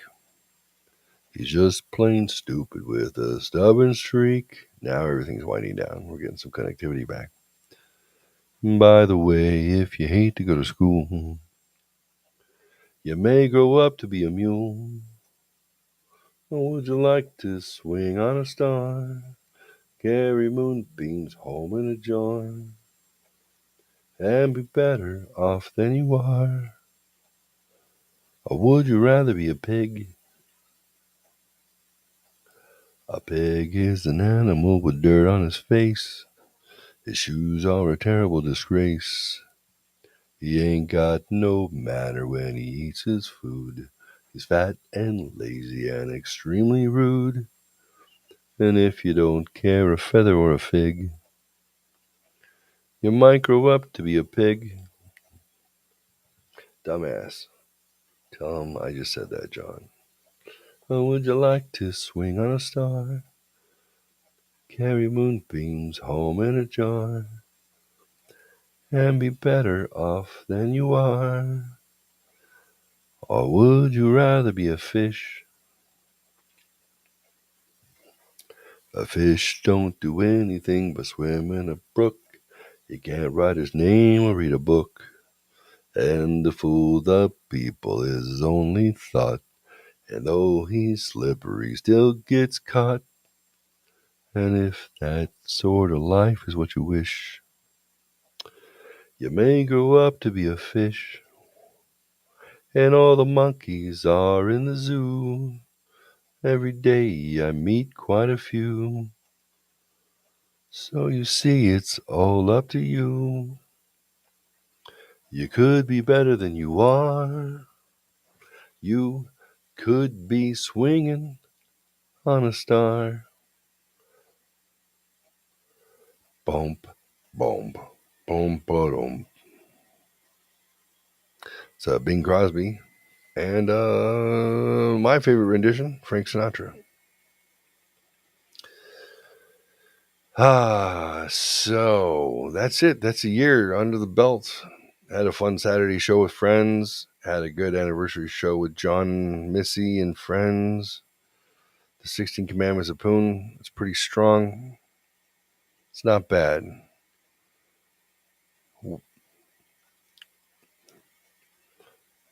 In the days of no gender and no everything, is bizarre to me. It's bizarre.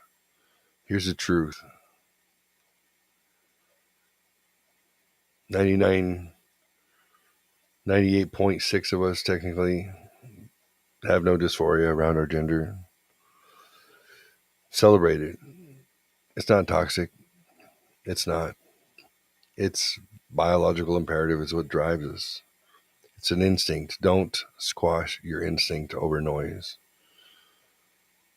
And whatever your instinct says you are, if your instinct says that you're a masculine, you're a man, then be a man. Do those things. Celebrate those things. Because a generation technically is 15 years. That means that at the most, we're going to live for 3 generations. And then we're gone. And we're ash to ashes, dust to dust. It's all over. There's a reason why we procreate, we reproduce. There's a reason why governments want to figure out how to shut that off. But fuck them. We're not much different than ants, guys. We have an imperative to do certain things and to be certain things and try and find some truth in all that we do. Because we know that there's a couple of truths that we cannot stop. One, we are hurtling towards our graves at an incredible rate of speed, and there's nothing we can do to slow it down. And 2, along the way, we're trying to find our purpose and what the meaning of all this is. If you have a family and children, you're going to have a third of your life. Your purpose is going to be your kids. If you have a spouse, 2/3 of your life are going to be with that spouse.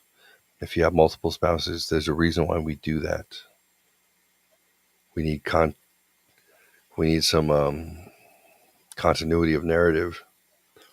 We need to have something outside of ourselves that drives us to make better choices in life and a reason to get up.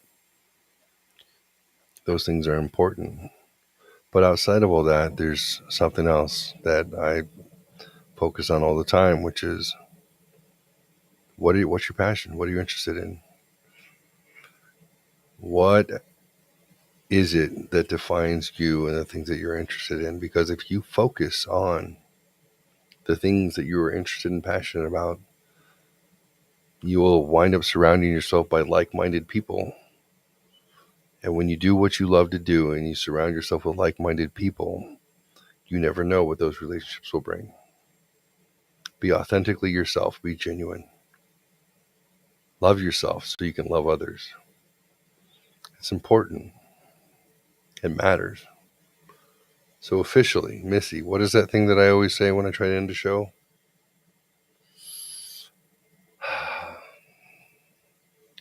Love one another and love yourself.